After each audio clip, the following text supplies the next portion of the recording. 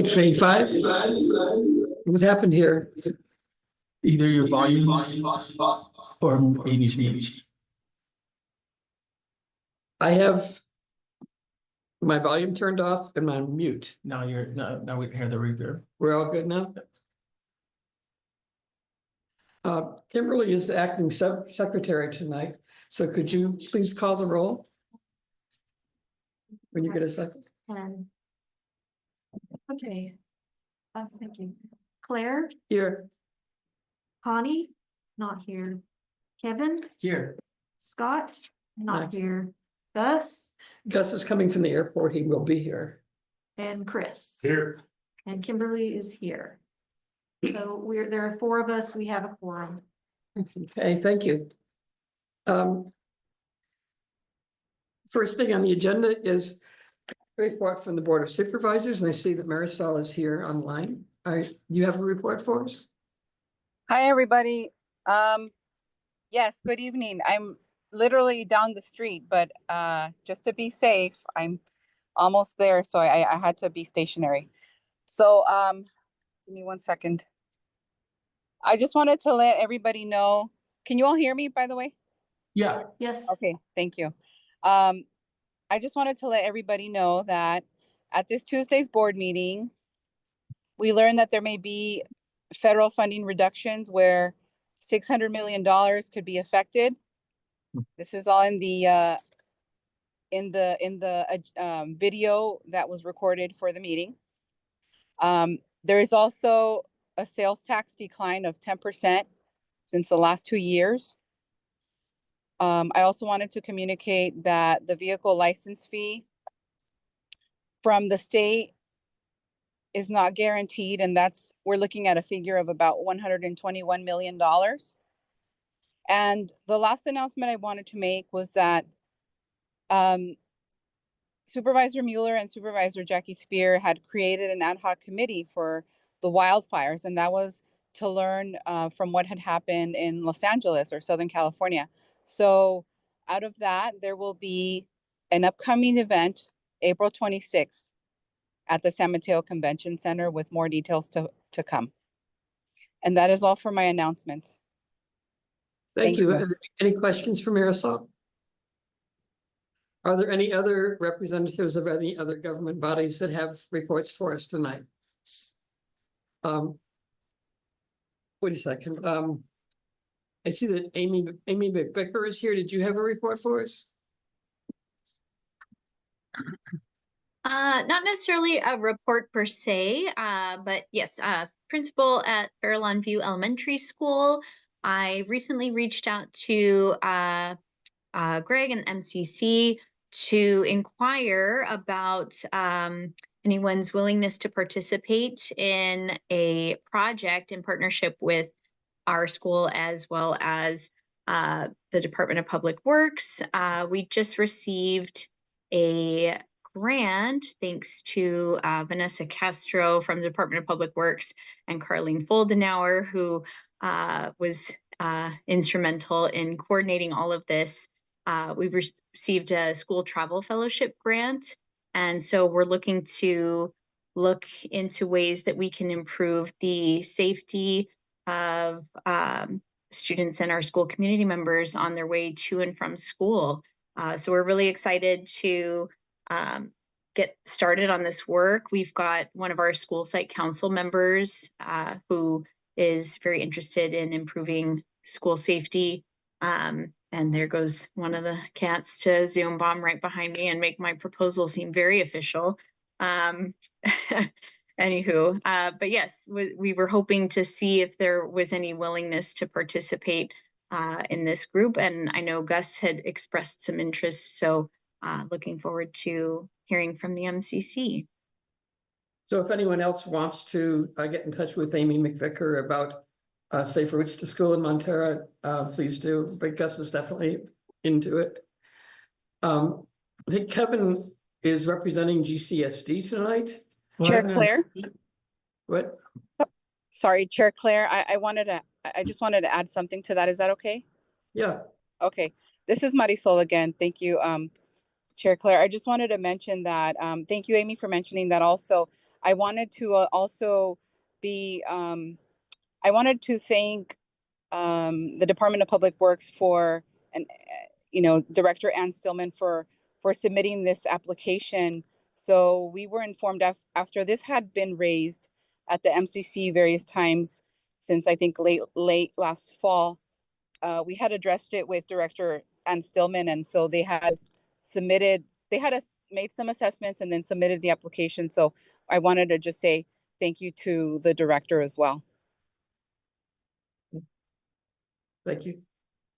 Kevin? So it's not as a representative of the MCC. If you recall, at the last meeting, I volunteered to be engaged as part of the MCC, or be the MCC liaison to keep up with meeting agenda and action items.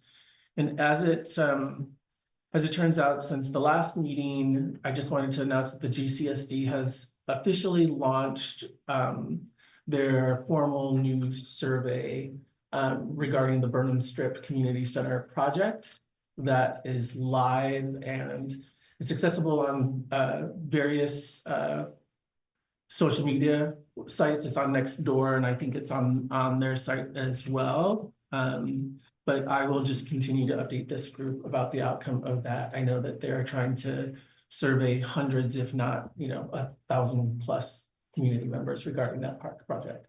Okay. Sid, thank you. Sid, are you here representing MWSD? Yes, I wanted to make a quick announcement, but before Marisol logs off, if she does, could you repeat the time for the April event that you just mentioned, or sorry, the date. I didn't write it down fast enough because I was trying to raise my hand at the same time. Oh, here. Yeah, sorry. It's April 26th. Okay, thank you. And Sure. so that's at the San Mateo County Event Center, but you don't have a time yet, right? Yeah, Okay. the details are to come.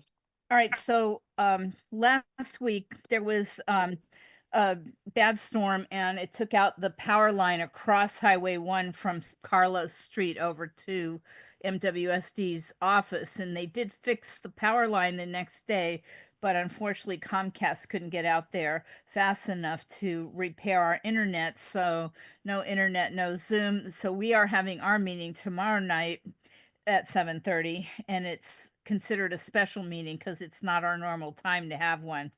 And one of the items on the agenda is the bypass, which Larry DeYoung has posted on Nextdoor about neighbors getting together to try to get, the county to get Caltrans moving on the fuel break, and or sometimes removing some of the extra fuel that's growing in there. And a long time ago, it's on the MCC website under planning. MWSD had also been interested in trying to take over the bypass for the community, completing the linear trail that's planned through the LCP policy 1133.33. And I did meet with Supervisor Mueller, not face to face because of the rain, but we talked about it, and he's probably going to try to get back to me soon about when the what Caltrans had to say, if they could do a short-term fix to help the neighbors out, because people are losing their fire insurance. And also it's stuck in planning. Last time I looked, all the letters from the Coastal Commission, the Coastal Conservancy, MWSD, all of that was on the MCC website. But the last project, Board of Supervisors allowed us to pursue taking it over for the benefit of the community and of course for water. But then Public Works, not Public Works, Community Development, which is Steve Monowitz, is supposed to make a linear trail plan, and nothing has happened. So I guess Ray was going to check into that, but I haven't heard back from him. And Marisol, I don't know, maybe she left. I was hoping she could. Oh, I'm here. Oh. I'm just in the parking lot of the GFSD. That's all.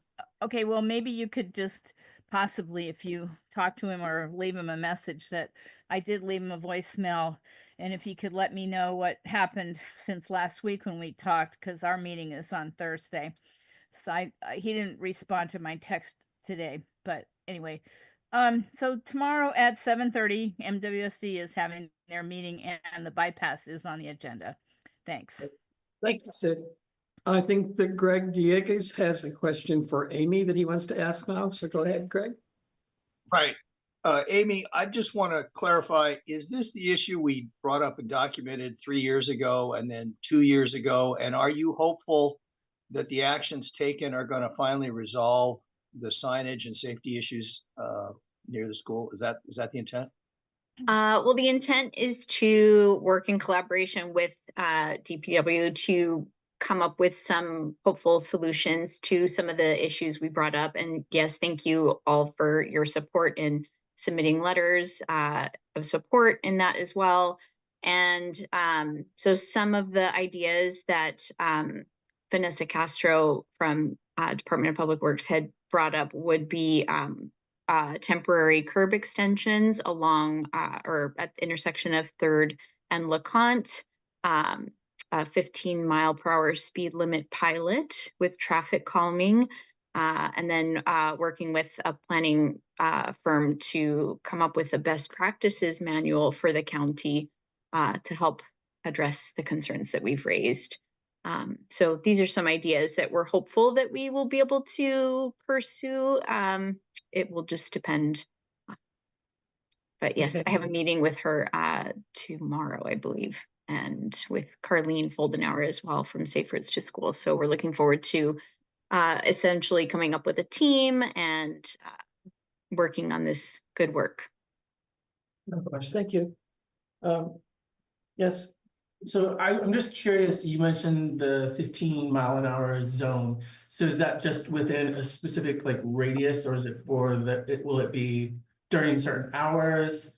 I'm really curious because there are other parts of the neighborhood with varying mile-per-hour speed limits. You know, I'm curious to know like what the reach or the scope of that part is.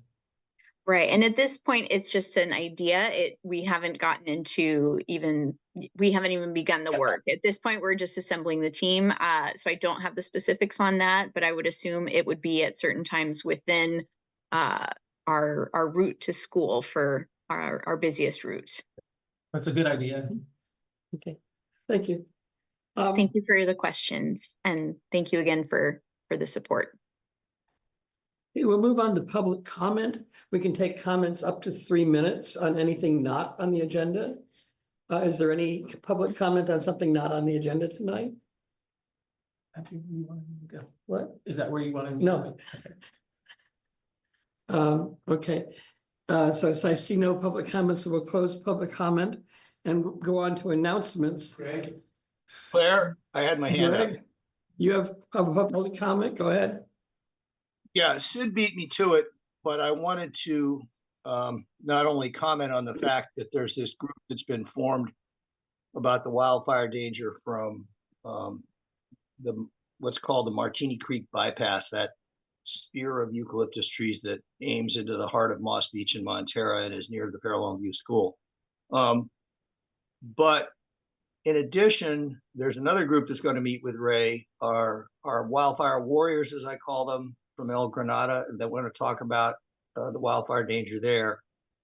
And I wanted to request the MCC agendize at least the Martini bypass thing so that we could have a community discussion on it, and possibly the MCC could provide a letter of support endorsing some solution. I don't know what solution yet to endorse, but at least the study of that Martini Creek bypass issue. Thanks. So the request for an agenda item. Thank you, Greg. Okay, moving on to announcements. I have a few announcements. I know a couple of people do too. First is that Josh Becker is holding a virtual town hall on fire preparedness on the 18th, which is next Tuesday from 5 to 6. Now, details on these things, you can either Google them or you can write to us and we'll give you more information, because I don't have all the Zoom links with me or anything, but he is holding that next Tuesday. Second announcement is that there are applications open currently for the civil grand jury. and they'll be accepted through 3/20. And I think that's really worth doing if you're interested in pursuing something in depth that's in the community that might be valuable. One of our council members, Connie Santilli, is just finishing up a term on the grand jury, so she's found it very useful. Third one is that Congressman Liccardo is going to open a coast side office at Ray's office. His staff will be there 2 days a week to take questions and comments and problems from constituents. He is having a grand opening there next Tuesday at 5 p.m. And I think that's all I have. I think, Kevin, you had an announcement as well. Yeah, I do. So just, maybe it's a little bit of housekeeping, but so today I finalized the process of signing, as treasurer, signing the signature cards at the bank. There was just 2 copies, same identical piece of paper. But I wanted to just do a quick update for the treasurer. So it looks as if there were 4 debit cards that were active on our account, all with unique numbers.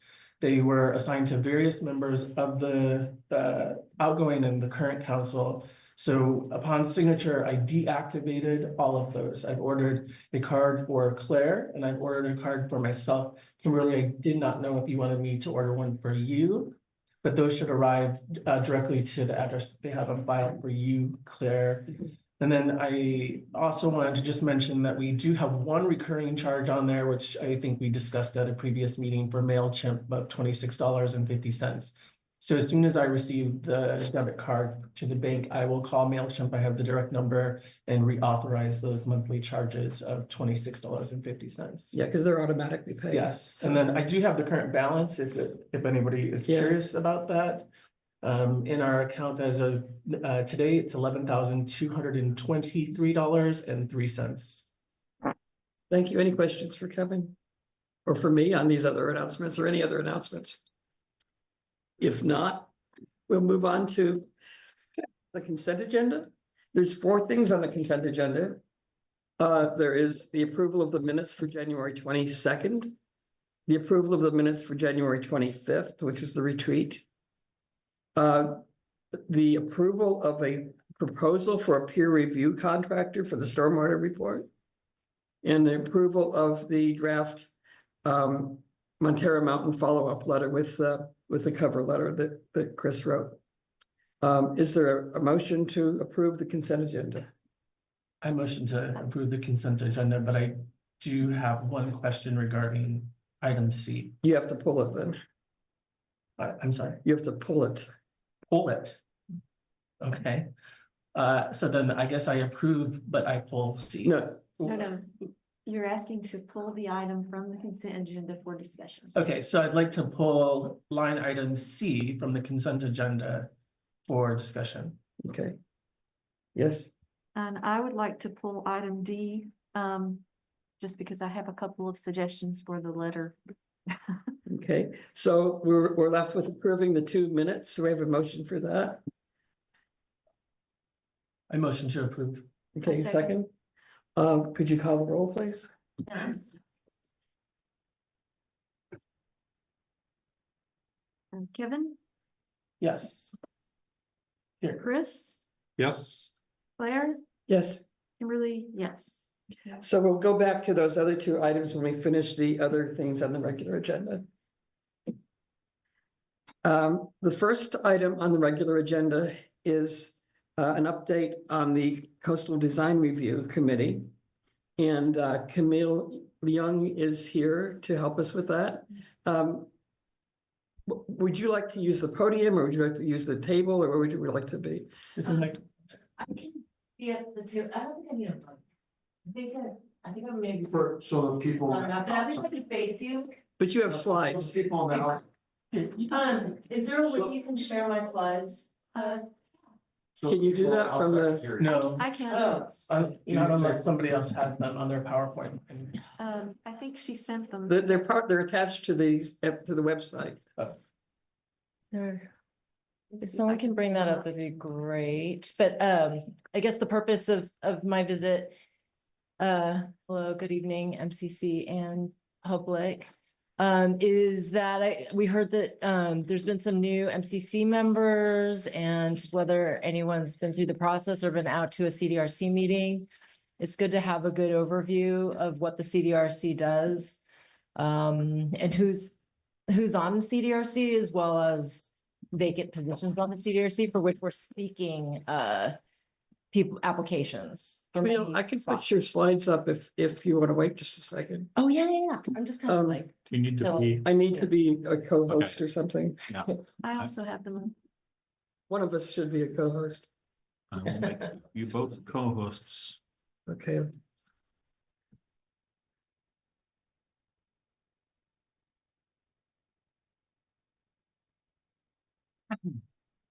Good.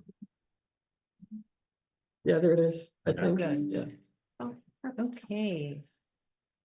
Thank you. You can go to the next slide.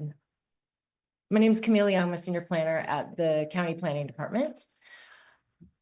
And I oversee the county's design review process, which includes the Bayside and Coastside.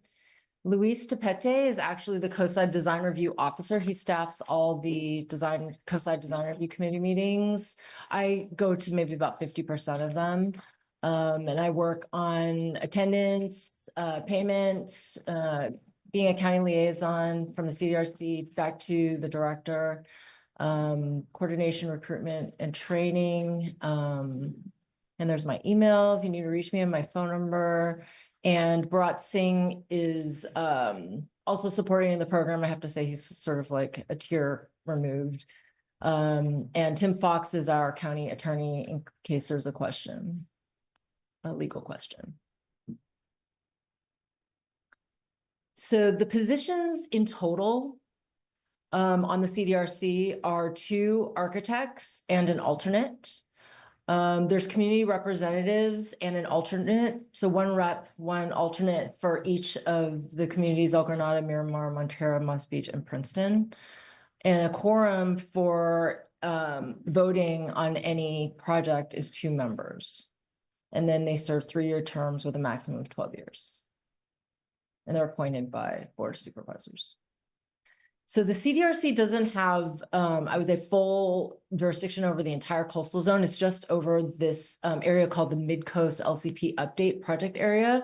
It includes most of the Midcoast, but there are some areas that are rural, especially like East and Montera, that aren't actually in their jurisdiction. And also, they only have jurisdiction in that area over projects with a residential component. So if it's just a commercial building or a warehouse in Princeton, they're not going to have design review jurisdiction over that.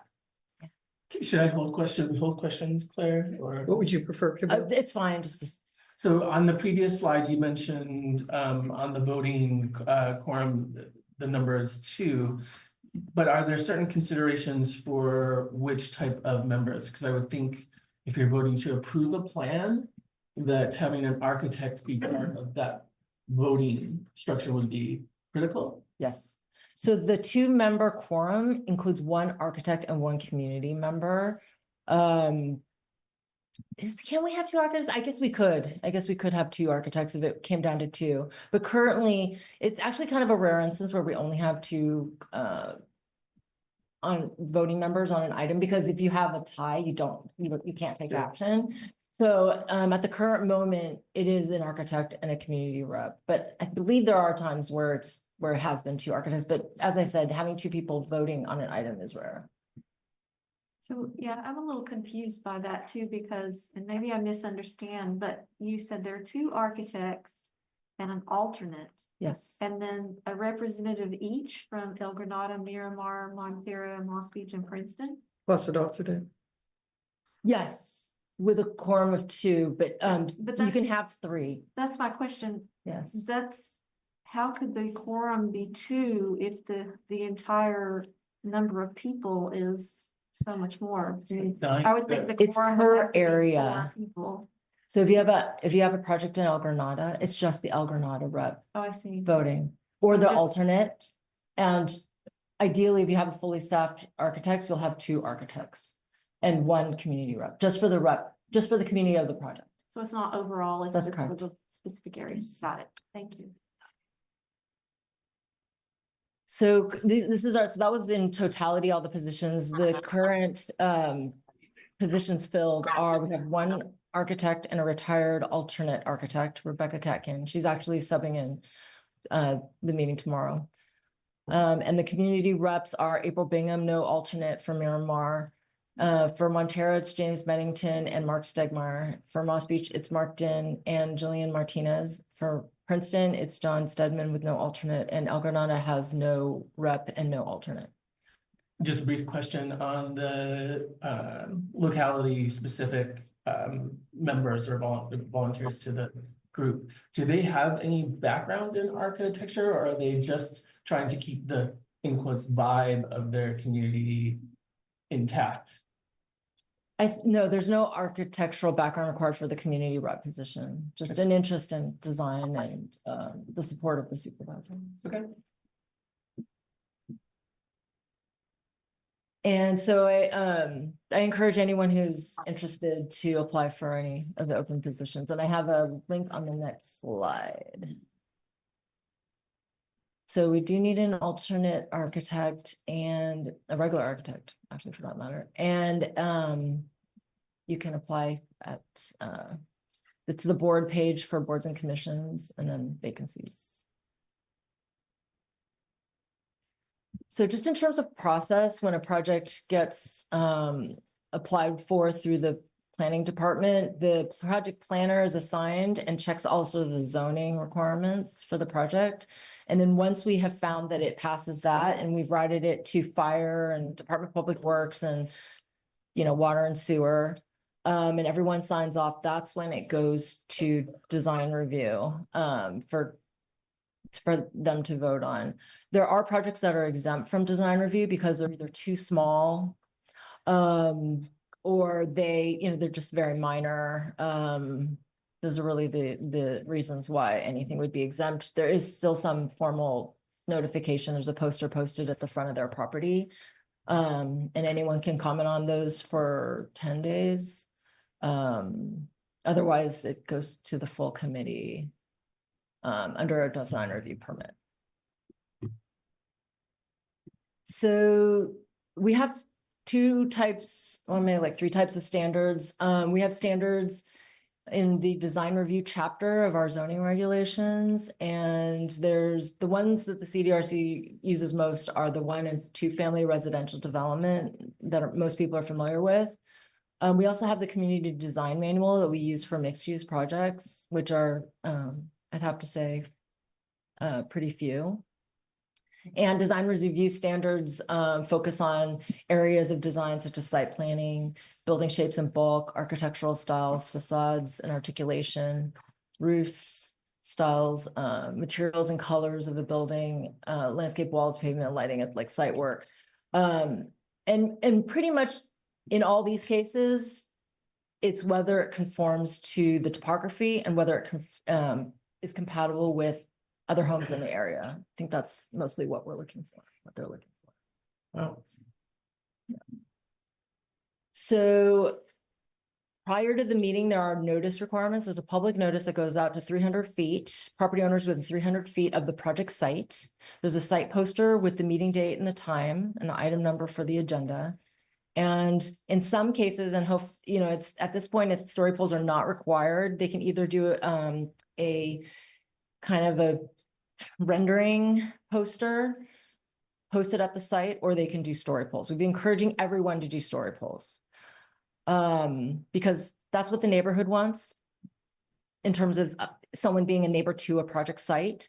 But also when people become the applicant, you know, that's, you know, at some point the neighbor becomes the applicant because they want their own house, then they also should do story polls. And, you know, because it does, the community has found that it benefits the community a lot.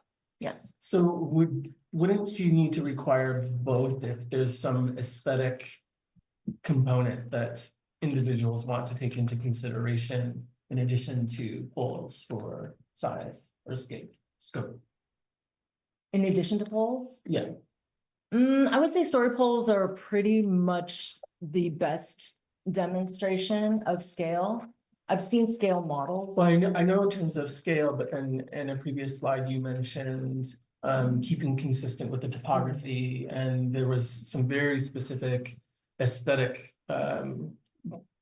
look like qualifications for them to consider. So with, poles, which give you an indication of the size, there's no indication of the aesthetics or the design elements that you mentioned. It's really just the plans submitted for all the other things, lighting, color, material.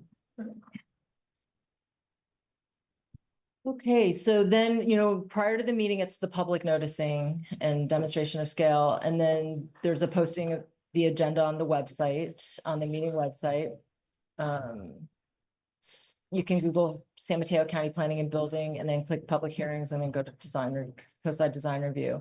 And then at the meeting itself, that's where the project review occurs, whether the project complies or doesn't comply with the design review standards. It's continued if it doesn't. If there's things for the applicant to work on and come back with. And county staff is there to support the committee in terms of the procedures and interpretation of regulations. Okay. And then in terms of what action the CDRC takes, it's approval or denial. The applicant can request continuance. So that's when project can go several meetings. So it's approval of denial if it's a standalone design review permit. You'll see a lot of projects referred to the CDRC where multiple permits are needed, design review plus a grading permit or plus a use permit. On those projects, the CDRC only makes a recommendation of approval to the final decision maker. But their recommendation holds a lot of weight for both staff and when these do go to hearing, they go to the planning commission after design review. So in that case, it's just a letter of recommendation, when in the other case, it's a letter of decision. So the other permits that could be associated, as I was saying, is a grading permit. You might have a home improvement exception, which is staff level, off-street parking exception, or a staff level CDP. Other hearing level permits where we go from CDRC to planning commission are grading permits, some of them, not all of them, non-conforming use permit and a hearing level CDP. All right, so I am almost done here, but I also wanted to give you guys a heads up on an ordinance update. We're updating this design review ordinance to be more objective, less subject to interpretation. Maybe, people's opinions and things like that will matter less, will have less weight in decision making if the standards are very, very clear. So we hope to, we're actually required to do that for ADUs and for the application of SB5 in the coastal, SB 35 in the coastal zone, which became effective at the start of the year. But we're also held to that state standard on the base side. So it's just overall an effort to make our design review standards more clear and more objective. The update will include a height definition clarification that the MCC several years back has been asking for, especially in the C1, where height is measured more liberally. So it's using the same definition that we use in the R1 area as in the C1 area, which I don't know if you guys know, but the C1 area is like a height average, the high average to the low. It's the average of the high and the low peak. So you can kind of get a higher building overall. So we plan to change that. We also plan to put in some language regarding story poles and requiring them, not just based on policy, but regulation. And we hope to release a draft in spring/summer of this year to the public. And that is all for me. If you have any questions, I'd be happy to answer them. Thank you, Camille. I think we'll ask for questions from, or comments from the audience. That's not the right word, but the public first, and then we'll come back to the council if that's okay. Is there anybody? I need to stop sharing so I can see people. Okay, so we'll entertain questions and comments that are on topic for up to 3 minutes. We'll start with Sid, please. You're muted, Sid. I know, I was trying to find it. For some reason, the bar at the bottom of my screen wasn't showing the microphone. Okay, I'll start my 3 minutes now. Welcome, Camille. I had two questions. One is, I was looking on the MWSC work schedule or whatever, they said they had a permit was taken out for water and sewer in my neighborhood in Seal Cove, and I tried to look it up, but it had an oddball address. So, how can somebody go on the planning department website to try to verify what's been proposed? Because I believe it's the same lot that I saw being proposed at CDRC maybe a year and a half ago. It was a little 25 by 100, and as far as I know, they do allow to be properties to be built on small parcels, correct? Yes, it needs additional permitting. So if you have the 9-digit APN number, you can just enter it into the permit portal and don't That's enter the in only any other way? information and hit go, and it should bring up every permit that's in the system for that property. Okay, well, unfortunately, they only put the address. They didn't put the APN number, but I can bring that up at the meeting You can try to tomorrow. find that on our GIS. You can kind of just hunt around, like Yeah. kind of like you're driving and try to find that parcel and click on it for the APN. So you never post it by address. If it's vacant, it's not going to Yeah. have an address yet Okay. until it goes to the Right. building department. Okay, that was my only question. Thank you. Okay. Greg, you have a question? Yeah, Camille, this could be a short answer, but the question's going to be long. My question is about the criteria that the design review committee is chartered to use. And I'm wondering about things like water supply. MWSD, the water district, at third year of the last drought, had to cut back on use of the wells on the hills and use the airport wells, which require more processing and treatment. And then they've since lost 2 wells due to PFAS pollution. So water supply is a concern, and MWSD has not updated their master plan since 2015.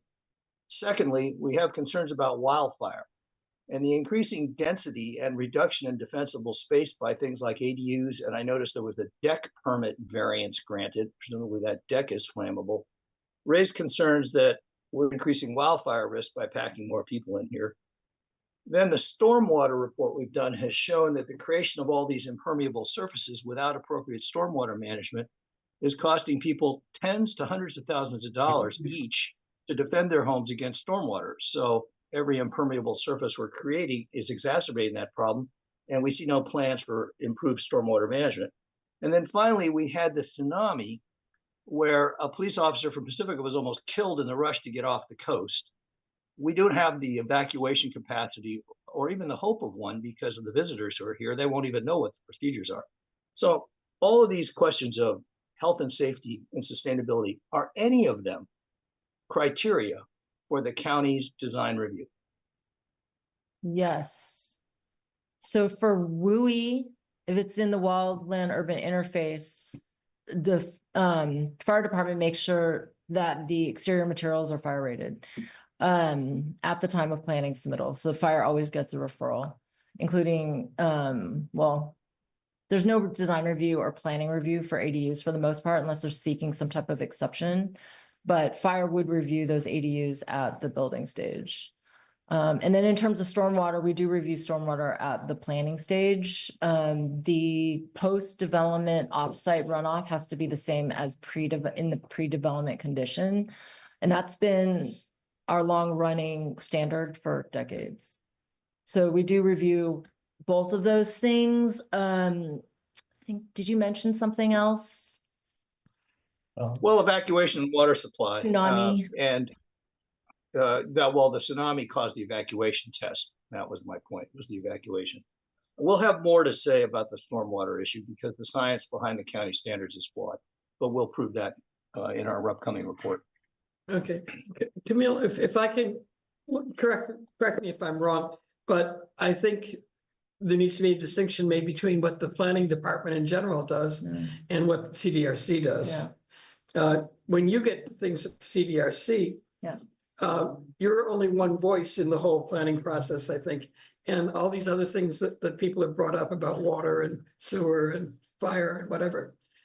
Also have their own separate processes. It's actually You don't do before. those. No, we Yeah. do actually. You do? Yeah, you know, when the we send CDRC. the MCC a referral, at Yeah. the same time, we're sending referrals to fire, Right. water, sewer department. But now you're talking as the plant with your planning department hat on. Yeah. If you're just having your CDRC hat CDRC. on, they don't do It's that. kind of like the cake. The cake gets baked and then given to the CDRC. So it's sort of Exactly. baked in.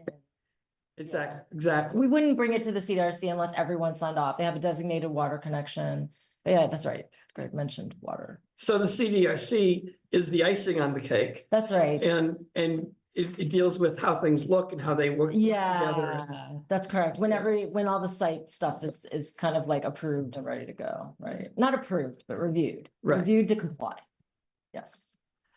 Thanks. I thought that was how it worked. Okay. Steve Terry? Yes, hello. Yes, Steve Terry from El Granada. Hi, Camille. Thank you for coming out and giving this presentation. I wanted to talk about performance standards. Of course, I wanted to emphasize the performance standards and remind everyone that we worked really hard to get language for lighting and noise in those design review standards. And the issue of lighting has been a recurring topic for the Midcoast Council and the community generally. But one thing I want to say is that, and I've mentioned I've mentioned this to you in the past, is that I think when housing developments get approved, they get approved with certain lighting that satisfies the standards, which is no light shining off the property. And I think probably in most or all cases, the lighting is good on the property, the exterior lighting. But what I see in the neighborhood is a lot of new houses are having a lot of lights that shine a lot of light off the property. And I don't know if those were the original ones put up that didn't match what was approved, or if they get changed later. But I think it's a recurring problem, and it's an kind of an increasing problem and a nagging problem, and it's basically open loop. I don't think there's any process within our whole system that we have to sort of mitigate that. And I'm hoping that we can start thinking about that and start talking about that rather than have it be just a complaint-based system. And maybe when you come up with these things in the spring-summer time frame, that can be somehow addressed.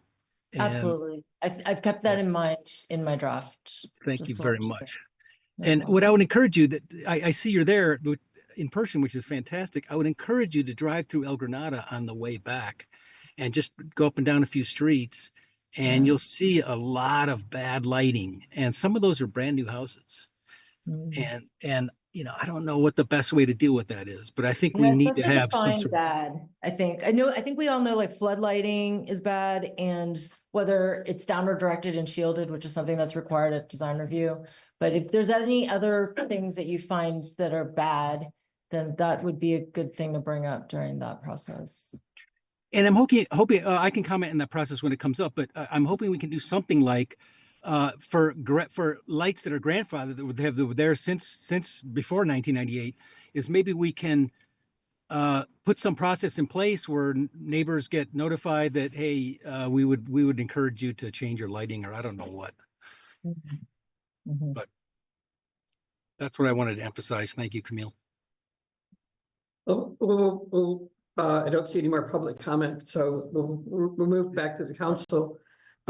Chris, do you have anything that you want to bring up? And we have one in the audience. In the room? Oh, I can't see that. Well, come on, please. You can't see me? I can't see you. I have a bad eye. Use the other one.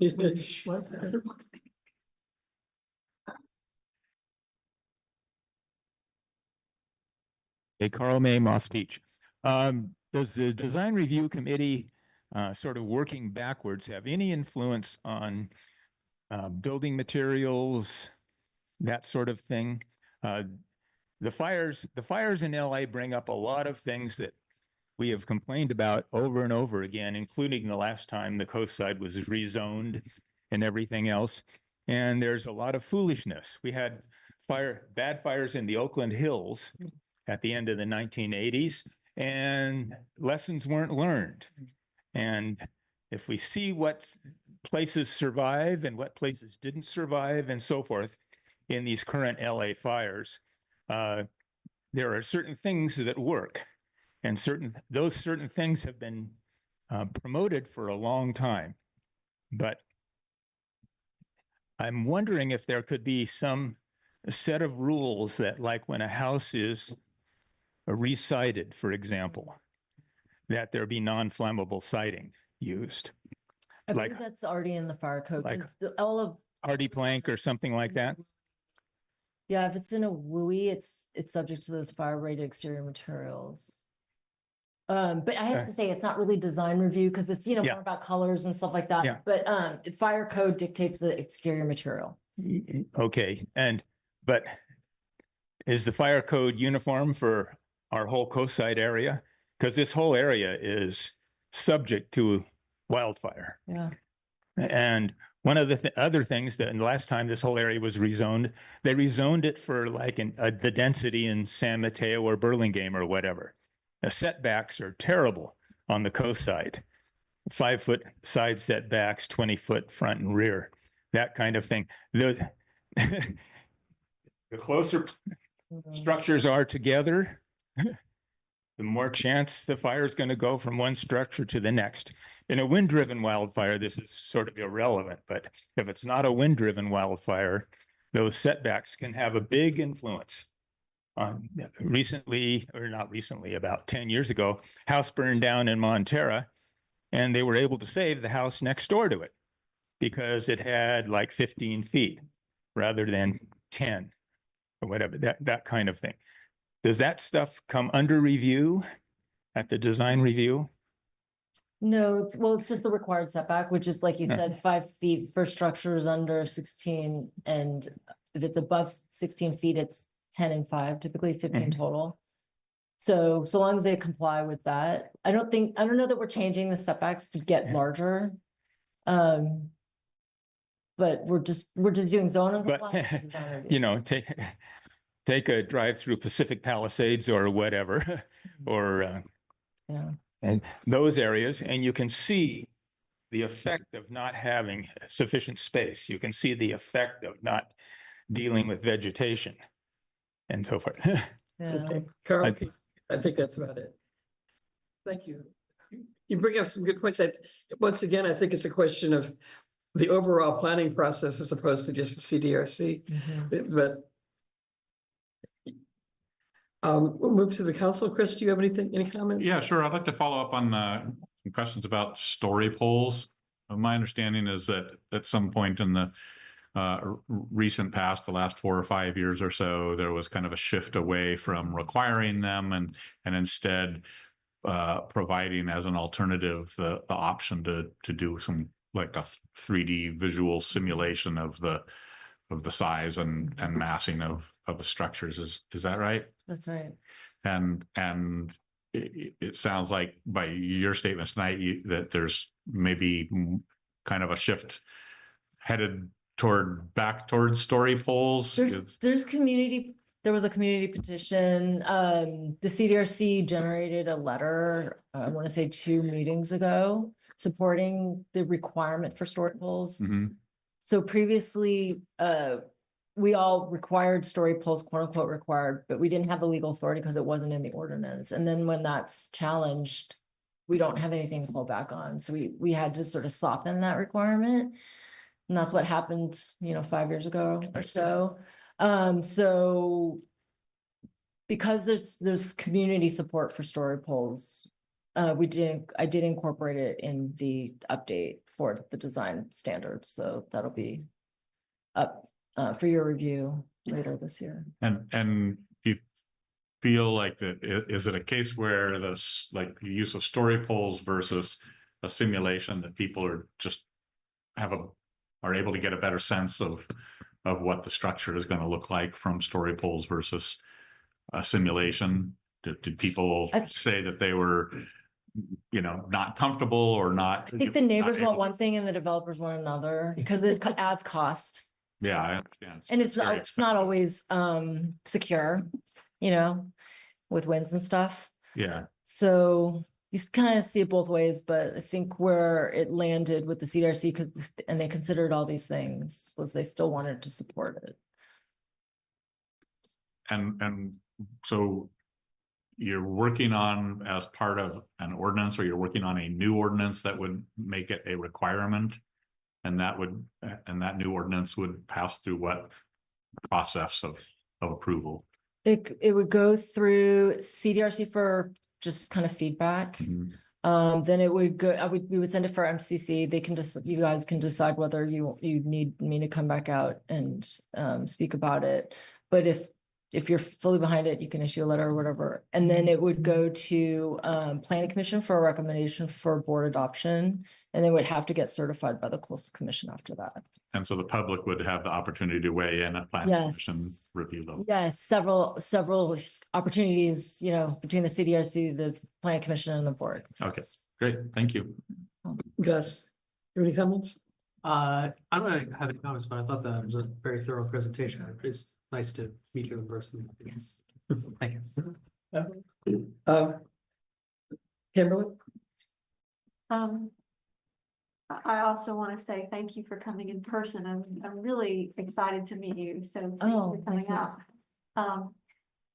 The cost, we just mentioned the extra cost for story poles. Yes. Could you, how much, what margin are we talking about? I've heard 10,000. So Maybe less if someone, or have if you maybe have your own construction company, Oh, but it's not a little amount. And Yeah. and the cost to repair them if they blow down while you're under review is thousands more. Wow. I think people aren't aware of that. I wasn't aware of that because I thought, well, it couldn't be, that much. They're just poles, right? They have to be properly secured in the ground. Yeah. There's labor costs, material costs, That's an interesting point. and they have to be which somewhat, accurate too. I had no idea, so that's Yeah. very important to know. Mm. I guess I can see the difference. So I have looked at story poles and I've looked at modeling. And they have different strengths, but the one really is not a replacement for the other. So I think in my mind, that's an argument to still keep the story poles, just because even if you look at the modeling and you understand how modeling works, it still doesn't give you that sense of what a project is actually going to look like in the space. And the story poles come closest to conveying that information. So to me, even though the cost is somewhat significant, I still think it would be worth it, especially in certain areas. Kevin? So I have one comment and a question. So piggybacking off of what Kimberly was just saying, the polls do exactly, what you were getting at. It shows you kind of scope, and especially for neighbors, you talked about 300-foot radius, and we've had projects go up, in front of us where polls were not even part of the equation. And then after the fact, we realized that would have been something that we would have wanted to voice our opinion about. So I also, again, I mentioned it earlier, but the significance of the design elements, which would be in a 3D rendering, would not necessarily show an individual who is within that 300-foot radius how it will impact their sight lines, what they look out at every day when they're looking out their windows, or how close a project is to them, or how far away it is versus the poles. And I would think having both of them working in tandem would be a more, I guess, perfect idea or solution. And then I wanted to go back to something that Steve Terry said, because maybe the question to pose to you is, does your group have any governance over going to a home that it has already been built and permitted, and then post-production is using lighting in their yard to eliminate a wall, plants, a sidewalk, a driveway, etc. I mean, I wouldn't imagine that you have the ability to enforce that in any way. Post-production, post-permits. I think right now we have weak authority, but keeping this in mind for the design review standards update, the draft addresses that, tries to address it. Well, that would have to It be would a still be on a policy. complaint basis though, in terms of using code to enforce the standard post construction. But it would have to be something that is part of the county. Recording stopped. It would have to be, do we need to? Is there something that I need to be aware of? Did the recording stop? I'll take a look at it. You go ahead and continue. I just want to like go back Recording in progress. to the bottom line is that since there's not no governance or there's not a specific ordinance that requires that currently, that it would be really hard to enforce. As Steve mentioned, send a letter or ask neighbors to comply with a set of parameters would be almost, you know, impossible to do because there would be no actual policy in place or specific ordinance Yeah. that says you have to comply with this. Yeah, for the life of the project. Right. Right. So we're keeping that in mind for the update. Okay. Thank Camille for coming today in the rain and everything. I would say it gets kind of nebulous and confusing when you look at all the different aspects of planning. And CDRC has a really important niche in this. And I would invite anybody who has some time that they want to spend attending a CDRC meeting, you'll get a much better idea of exactly what they do. They have done some really important things and have been very influential. I would also encourage all these people in El Granada who have concerns, sign up for this committee and help represent.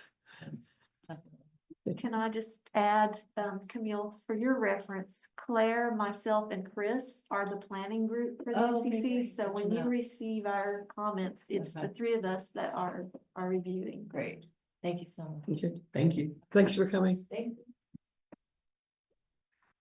Our next agenda item is an update on State Road 1 projects that are in the works or anticipated. And Kimberly, do you want to introduce this? Do we have Lynn on? He's here. Len, are you ready to go? I think Lynn also has slides. Lynn, Okay. I'm trying to find your slides unless you can run them yourself. I emailed them. I can probably run them myself if you give me host access, but I sent them to you and Lisa in an email. I've made Len co-host. If you Okay. can, it'd be great because I don't have them handy. Sorry, Lynn. No problem, no problem. Let's see, I'm Let going us- to try. Go ahead. Lynn is going to give us an update on Highway 1 projects that are currently in process or upcoming. So Lynn Erickson, please go ahead. Okay. Can people see my screen? Yes. Okay, so this will be a pretty quick presentation. I was looking at the materials from your retreat. I noticed that you had activity areas, and in that there was one for transportation, and I think I fall under the category of a community volunteer. So from that basis, I'm trying to provide information on an update. Now, SR1 really goes the whole length of the Midcoast, as everyone knows. So really, I wanted to break it up into these different segments. The SR1 multi-asset project, which is the one to resurface the streets and create bike lanes on Highway 1, occupies, as I view it, 3 different segments. I've listed them there from the city limit up to really to Moss Beach. And then there are 3 other areas where there's project activity that's sort of categorized. One, the Moss Beach corridor, another for Montera down to the beach, and then parks and beaches and going through the tunnel until you get to Pacifica. So this session is entirely about this second bullet, Coronado to Capistrano with Surfers Beach. And the bottom line here is there was an appeal to the CDP that Caltrans had. It was considered by the Coastal Commission in November. And out of that, they gave them a de novo of CDP, meaning they had the CDP to go ahead, but there were some requirements. And the two most important requirements were, one, that the Caltrans should see to providing 75 free public parking spaces to support access to the Surfers Beach area to balance out the loss of parking on the shoulders of Highway 1. That's in process. I'll talk about that in a minute. The second is the major CDP that governs this area is one between Caltrans and the Coastal Commission, and it really addresses going from the temporary work to do the armoring we see at Surfers Beach to a longer term plan, broadly stated. And that was due from Caltrans to the Coastal Commission this year. And what I understand is that that's on track to come forward in June for something that would be submitted to the Coastal Commission and be something that's a publicly available document as well. So that's really a big area and a big deal. So going forward from there, I just want to look specifically at the 75 parking spaces. This was treated as open. Specific mention was made of things that the Harbor District might do as one cited agency, and also using the Caltrans right of way on the east side of Highway 1 in collaboration with the county and the different agencies affected there. So I put in the diagram you see, I tried to trace the distance to walk from the Harbor District's parking.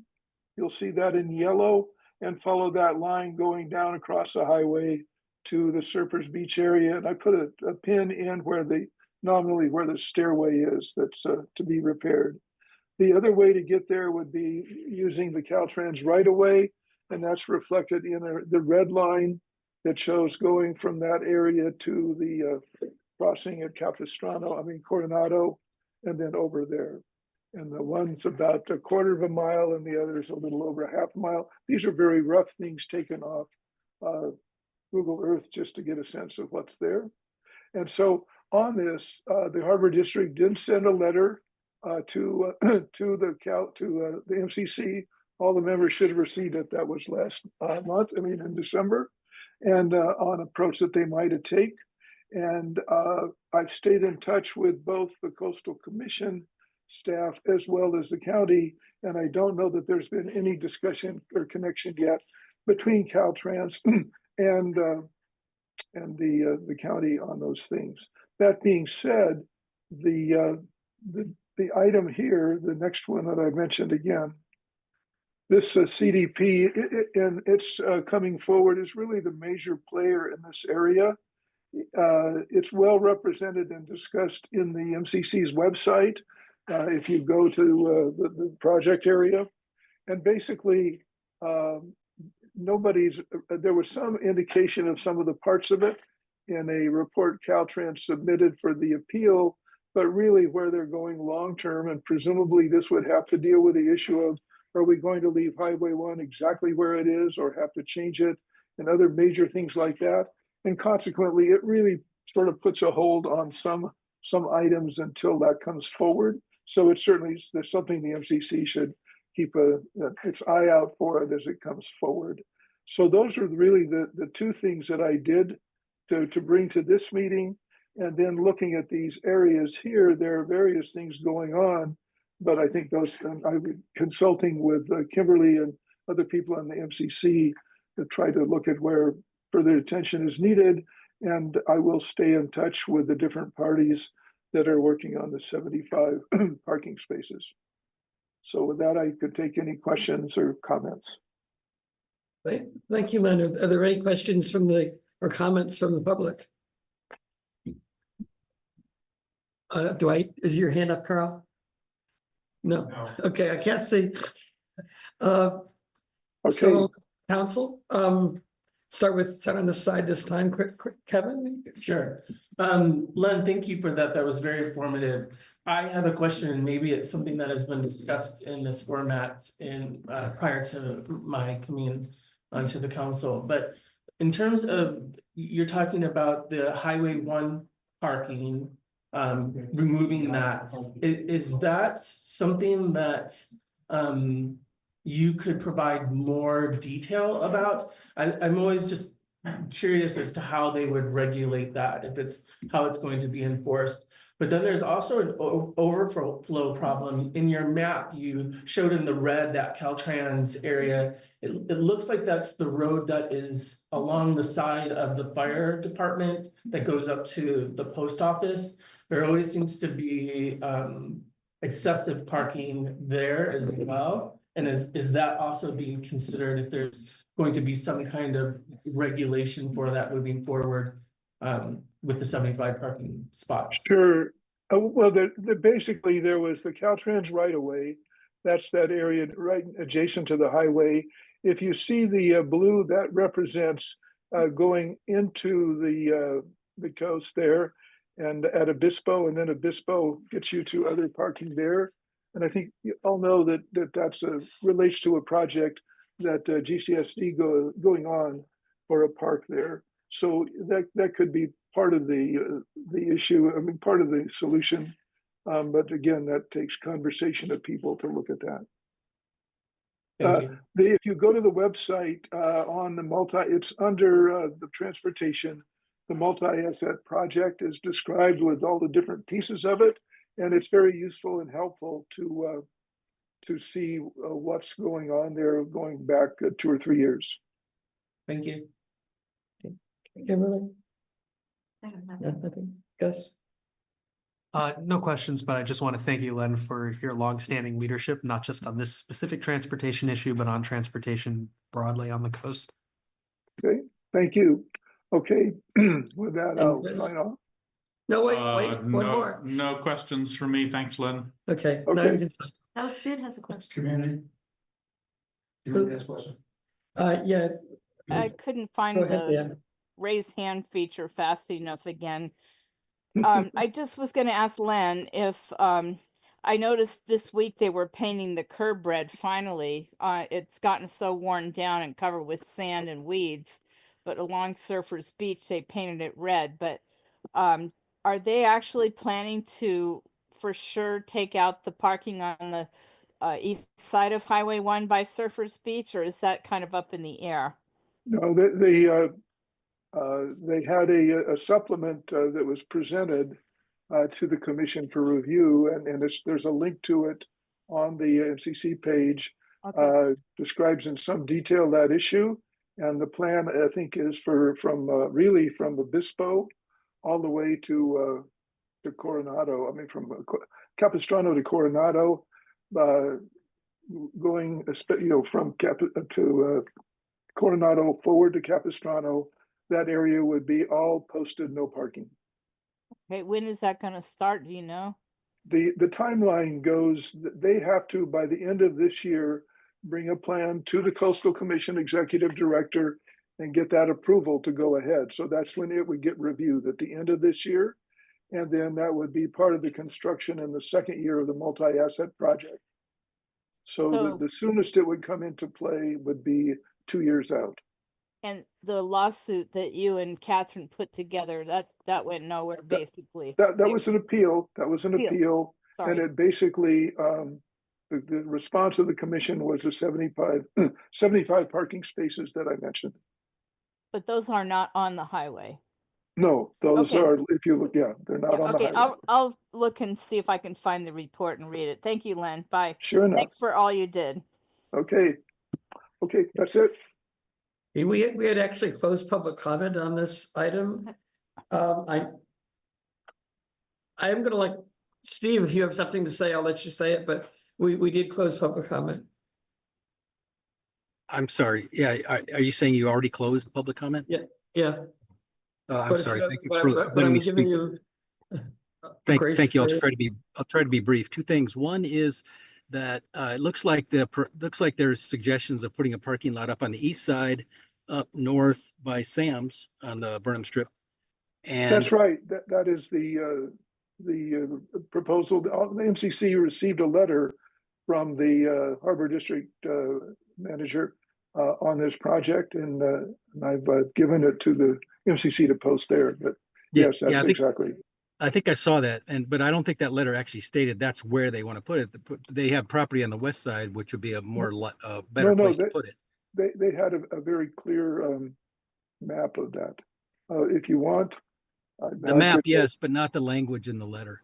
But so my only concern there is that's really kind of a gift to Sam's, but also it pushes all the parking up north, and for satisfying like Surfers Beach and people who want to visit the beach, the surfers and beachgoers, that's a long walk down to get to the beach. And so what's going to end up happening is just going to push all those folks up into the roads, the neighborhood roads up there by like Wilkinson School. I've seen people park there now, and this will just make that probably several times worse.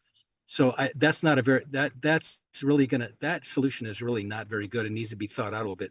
Second thing is, I wonder if, is there any possibility at all, any part of that section where they're putting in bike lanes and removing the parking, is there any possibility at all, any part of that can have also parking like out, like further out from the road from the bike lane? Is that a possibility to help mitigate those 75 spaces? Do you know, Lynn? That's not a possibility on the east side, the inland side at all. It's very compressed as it is. On the west side, there are places where you might do that. There's been no plan of that type presented by Caltrans, but there might be some space. Yeah, they have such a wide right of way. I thought maybe they could consider something like that. And then, okay. Thanks, Claire, and thanks, Len. Appreciate it. Sure enough. Thank you very much, Len. That was very helpful, and I appreciate your efforts.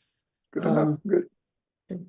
The next item, we at some point, looks like it was in October, approved money for purchase of electronic equipment that we need to run our meetings and do other functions. And we did not decide exactly what to buy. We just appropriated the money. And Kevin has done a report on what he thinks we should buy, and turn it over to him to describe that. And then we will vote on whether to approve that or not. All right, well, I'll start by saying that I've learned to never assume that people know the ins and outs of just basic laptops or kind of technological stuff, really at any point. So I'll try to be as clear as possible. There were several considerations when looking at the laptops. The first, most obvious one is the ports that are needed to connect to the screen and the person who is running the Zoom meeting laptop, which is an Ethernet port and an HDMI port.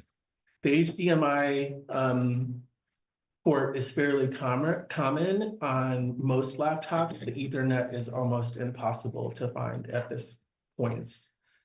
So in looking at what laptop to use, I consulted with an individual who runs a tech firm in San Francisco. I also went online to look at reviews, and I went into a Best Buy store to consult with one of their IT specialists. And what came back were two possible options, the Lenovo ThinkPad and the Dell Latitude. And looking at those two, I wanted to consider what we would be using that laptop for. So specifically, if we are sharing slides for presenters and say Kimberly or Claire gets them, they could potentially be sent to Chris, who's doing it now, but whatever council member is running that portion of the meeting, so that they would be able to share those slides. So there's an amount of memory that would be needed depending on how dense those presentations are. Standard amounts of memory are 16 gigabytes. Sometimes on sale, you can get a 32 gigabyte amount of storage. If the cost is nominal, that is something that I think that we should consider doing. The more important part of it is the processor. So that will allow us to use the laptop that would prevent us from worrying about problems such as the screen freezing or something going offline during the process of a presentation. So with that being said, I asked for some specific processor recommendations from the IT firm in San Francisco. And these are two standard ones that are in a lot of different models, but it's the AMD Ryzen 7 or higher. Depending on which one is more cost efficient, the second tier one would be the Intel Core Ultra 7 or higher. These have been identified as the most commonly used and current processors. They're readily available and very serviceable.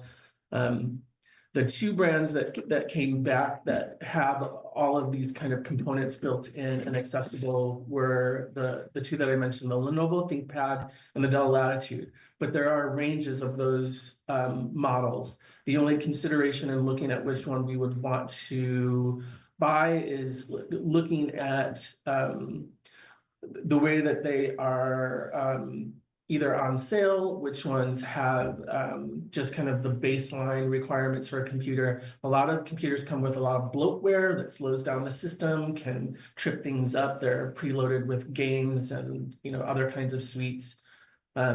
So I could do further research and come back to the group and make a final recommendation on simply what it is we're wanting to use it for. In addition, I wanted to look at the software that we would consider. I think because PowerPoint is the most frequently used format for presentations, I suggest that we just do a yearly renewal for a license that would be anywhere between $30 to $45 a year per license or per user. We did also talk about the MCC creating and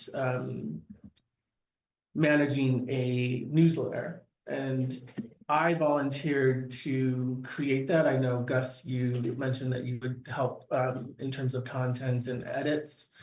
But in terms of adding any visuals or photographs, slides, etc., I would be most comfortable using Photoshop. That's what I've done in the past. But I don't want to impose that on anybody. It's a fairly expensive software program. And if we're going to own it, I don't think that they actually are producing the actual software kits anymore, but they're requiring you to buy this expensive license online, which is then has to be renewed every year. And that runs approximately $350 to $495 a year. My recommendation, however, for the unit as is the Lenovo gets slightly higher ratings than the Dell units. So do you have an idea about money? Yeah, so if you're looking at the Lenovo or the Dell, anywhere on sale, I saw them range pretty widely between $700 up to $1,450 for both of them. They're very comparable in price and they're always competitively pricing themselves. So I mean, if you want a specific model, I wanted to give you what the capacity was for them. I haven't come up with an exact model. There's all kinds of extra little features that I would have to go in and assess and evaluate, and I can come back with a recommendation for a specific model if you would like. Well, I'd like to see us, just buy something and then have it done, but I know nothing about this, so I'm not the one to. Right, well, so it's like some laptops can convert into a tablet. They can, they have certain, functions, and I think for us, it's fairly basic. We know what we need it for. We just want to make sure that our processing speed is enough, that we have enough storage to maintain files and agendas, anything that would be shared in this public format, and that's really it, just the ports. For anything that doesn't have the Ethernet port, it's a simple conversion box and it runs about $30. So, Chris, you have some comments? I support this, and I think the Lenovo works great because that's what we're using right now. Yeah, ThinkPads. And I would say, if we could authorize ourselves to spend, $1,000, and maybe we don't have to spend that much, then we can get it done. we've already authorized the money and we've got plenty of money, I think. What did we authorize? 25, 25? 2,500. And so you also get a case and a warranty and all that kind of stuff, right? Well, so those are extra costs. A laptop these days comes with just the laptop and a box and a power cord. So I'm used to not using a mouse. So if you say somebody wanted to add a mouse, that would be an additional cost. Most computers just assume that a person's comfortable using their pad to navigate. You know, there are some extras that you know you could add. I did already acquire the conversion kit for anybody who does not have an Ethernet port. Gus, do you have comments, questions? Thank you for doing the research. I don't know anything about hardware stuff. As far as I know, there's like some magic hamster inside this thing that makes it work. Right. So I'll take whatever your recommendation is on the hardware side. On the software side, I don't know, like $400 a year for Photoshop sounds like a lot to me, but Yeah, and that's Everybody why else. and that's why I left it open to discussion, because I think there are other solutions just for that specific piece, the artistic elements of a newsletter. I mean, technically you could do a lot of it in Word and, you know, save a file to PDF, which I'm also, you know, very well versed in. So that would also be included in the Microsoft Office suite, which has, I think it's Word, PowerPoint, Excel, and something else. Kimberly? Outlook, right? No, I thank you, Kevin. Yeah. This is great. I have not used a ThinkPad, so I don't know. I have used the Latitude. There probably isn't much difference. So I'm comfortable either way. There's not, even in looking at them, they are almost like mimicking each other. Yeah, I think it's just the structural difference that that you'd be dealing with. But one question I do have, so putting Photoshop aside, we would still have the regular Adobe Photo Elements, I think is what it's called. no, just the regular Adobe document. Acrobat Reader, right? Yes. So that, I think that Not would just the come with the reader, Office but the- suite, but I can check for you.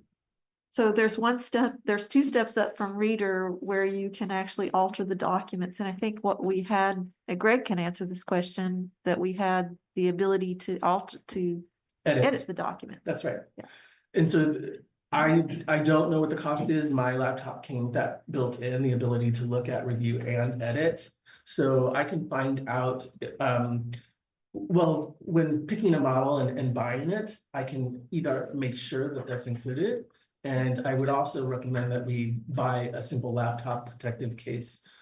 So whoever has access to that keeps it protected. But I can find out if it's built into the system already or if it's an additional cost. And I would imagine that would be a one-time lifetime license that you would have to buy. Yeah. That's really all my concerns. I'm comfortable with either of those options.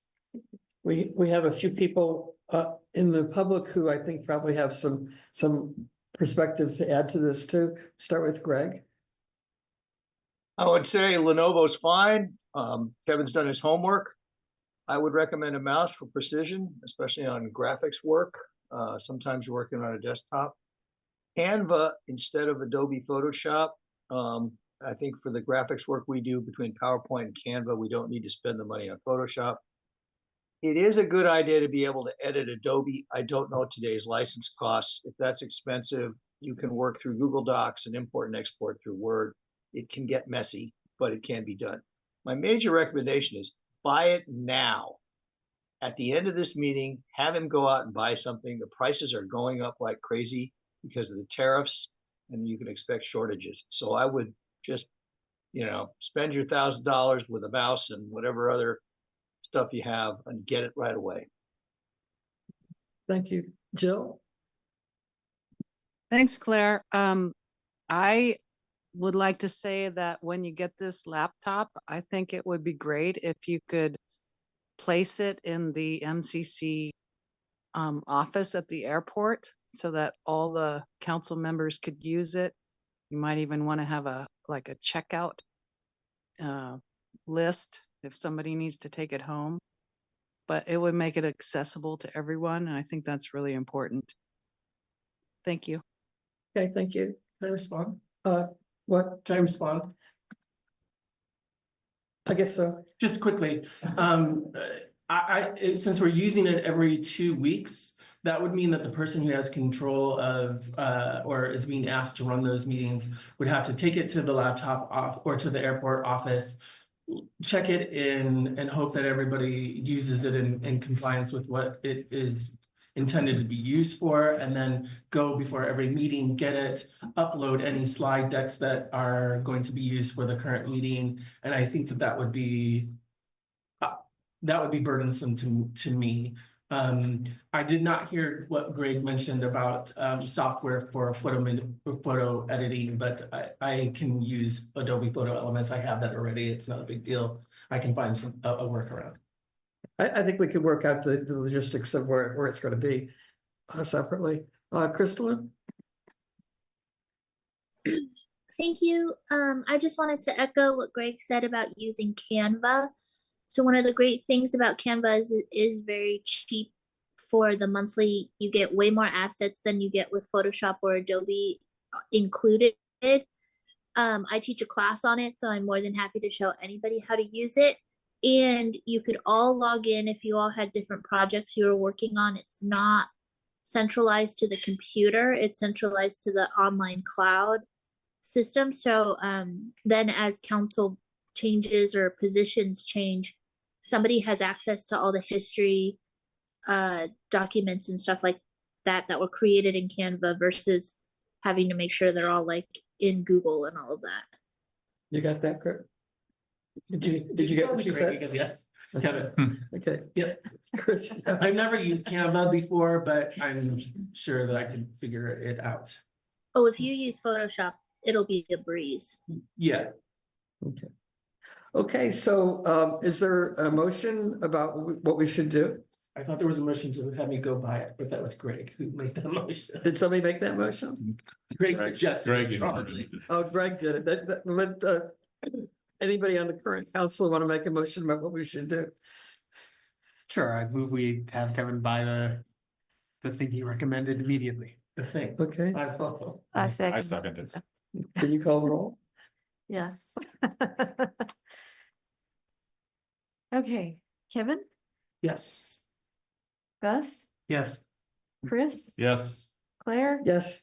Kimberly, yes. Okay, thanks for all your work. Will do. Go shopping Yeah. before the tariffs go up. Yes. Okay. Next thing, the last thing on the regular agenda, and then we'll have to go to the things that were pulled, is retreat follow-up. Kimberly Scott's did not get a chance to really go through some of the policies at the retreat, and she's gonna do it now. We got to this so fast. Let me I did create some slides, so I'm gonna see if I can bring those up. Take just a second.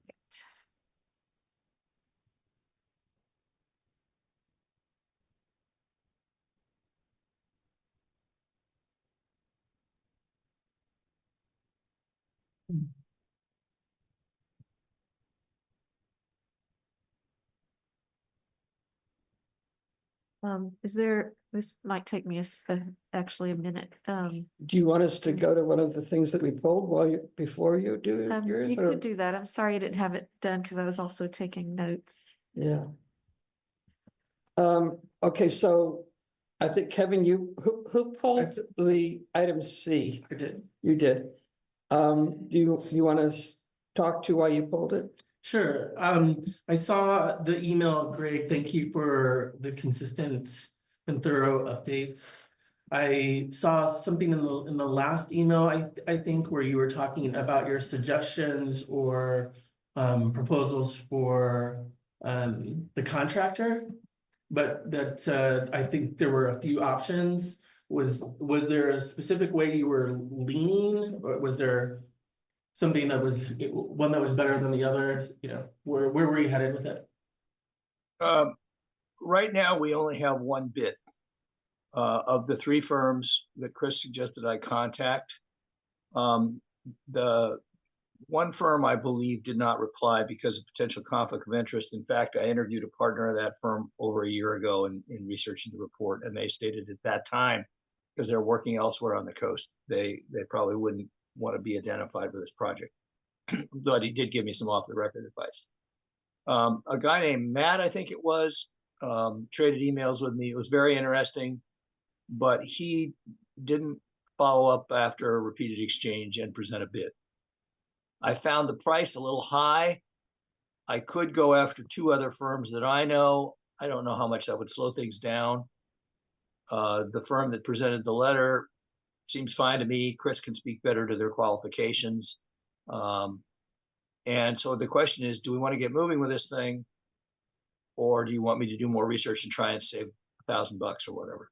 Well, so that was my concern, just in looking at our group as a community advocacy group and trying to, due diligence.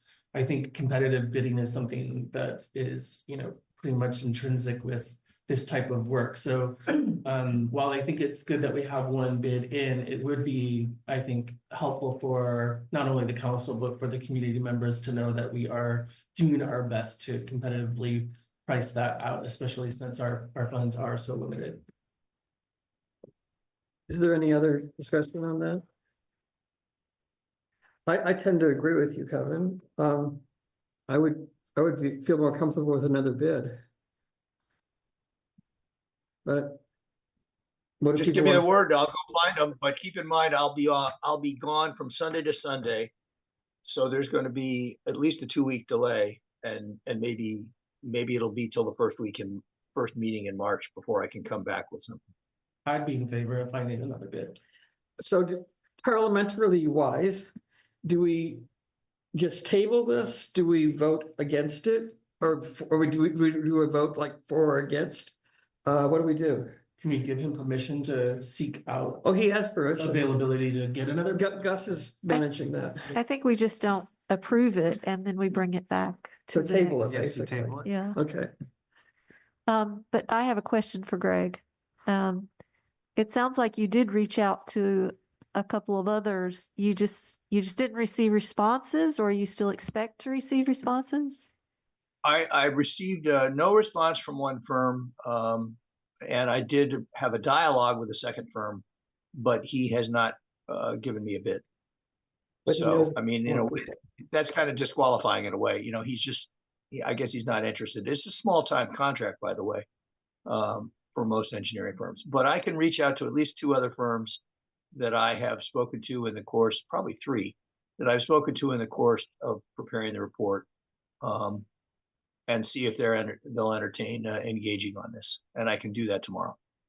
Okay. Gus, I think you're the MCC contact for this. Right. And does that sound reasonable to you? Yeah, it sounds reasonable to me. I think we should, if by the first meeting in March, we don't have another bid, I think we just need to, there comes a point where we need to just go. Because at that point, we've at least tried to get other bids. Yeah. Okay. I think that's what I was getting at. We're just because we want the ideal of having, other bids, or do we actually have a concern with this particular bid? It's And a it little- sounds like we don't, but I think it's more the principle of having another bid. Yeah. But so Okay. we'll give some time for that, but if we don't, I think by the first meeting in March, if we don't have it, we gotta just move on. Chris Okay. has a second. Yeah. agree. Okay. Claire. So I'd just like to point out that the bid that was received was 20 hours at $170 an hour hourly rate, which is pretty much in line with back when I was speaking to you as citizen, Chris. I suggested was probably what we were gonna be presented with, something in that range. And so to save money, you're gonna have to look for something that is cheaper, considerably cheaper hourly rate, or just not willing to put as much time into the review. And I appreciate your expertise on that. I was more along the lines of what Gus referenced, is just really just diligence and Sure. showing the community members that we're at least actively seeking out multiple bids that are competitive. Yeah. All right, so we'll revisit it then. see what Gus, what Greg, what Did Chris you can see do. Michelle's comment? What, Michelle just put something in the chat. Have you seen what she said? I don't know what she's talking about. She's saying that Ray wants to get this proposal given to him sooner rather than later. And we were hoping we would get the peer review done, but it's not gonna be done. You're gonna present this at the next meeting, and then we'll depending on how we feel about it, but how we vote on it, we'll hand it over to Ray at that point. This is not gonna stop Just it, hand it to Ray. Just to clarify, the next meeting is the 26th. If I get replies, I will be able to attend and present any additional bids I get. All right, but you're gonna be presenting the stormwater report at the next meeting, I believe. Sure. Yeah, okay, along with the stormwater ordinance. Yeah, Do you want to go first? what? I'd like to make a motion, so if you have Oh, something, just. I have another question. Yeah. I'm just concerned, and I see Mattersall back there as well, thinking about this, just in terms of timing. I remember that the supervisor said that timing was short, and then I thought he needed our priorities before the end of this month. Is that correct? I think that's what he said last time. Well, it'll be before the end of the month. Is that timing still okay? I mean, that's pretty short turnaround. Sorry, when do you think you could have them? By the next meeting. Oh, February 26th? Okay, I can mention it to him and see if he has any comments. Okay, So I guess the question is, I imagine all of you are already working on what those priorities look like. And at that point, you'll have it mostly fleshed out, and then any input from us would just help you refine that. Is that the stage? We're always prioritizing. So I think the best answer would be, since we're always prioritizing, what you have as a group, you have priorities you've mentioned. We'd like to know what the top priorities are. Kimberly and I are meeting with Ray on the 18th, and we can present to him the priorities that the council came up with at the. That's fine. That's Okay. fine, yeah. Okay. So I'll let him know that you'll just bring him on the 18th. Is that okay? I guess it is. You wanted to make a motion? Yes, I'd like to make a motion that we direct Greg Diegas to pursue at least the 3 other firms that he's indicated he's had some contact or that he has contact information for. To solicit bids from those 3 firms as a matter of due diligence. And that if by the 26th we don't have 3 additional bids, that we consider that we've done our due diligence and we proceed. I second that motion. Okay, any discussion? Could you call the roll? Yes. Kevin? Yes. Gus? Yes. Chris? Yes. Claire? Yes. Kimberly, yes. Thank you. Motion carries. Okay, do you want to go with your next item or? Yes. Okay. Okay, so at the MCC retreat, we mentioned briefly the MCC policies and guidelines, and this is in addition to the bylaws and other policies out there that we talked about. And we continued it to this meeting. And so what I'd like to do is just quickly hit some highlights, because we've been through this so many times before in this meeting, but especially for new members, to just sort of point out where the spots are that we often find challenging, and hopefully that will sort of help going forward in terms of awareness about what to look out for. And the 2, let me see if I can put my slides up.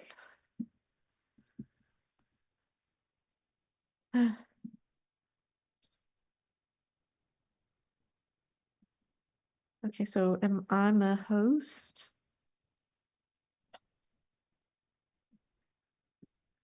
Am I co-host? You are the co-host, yes. At least you were. Okay, let's see if I can share.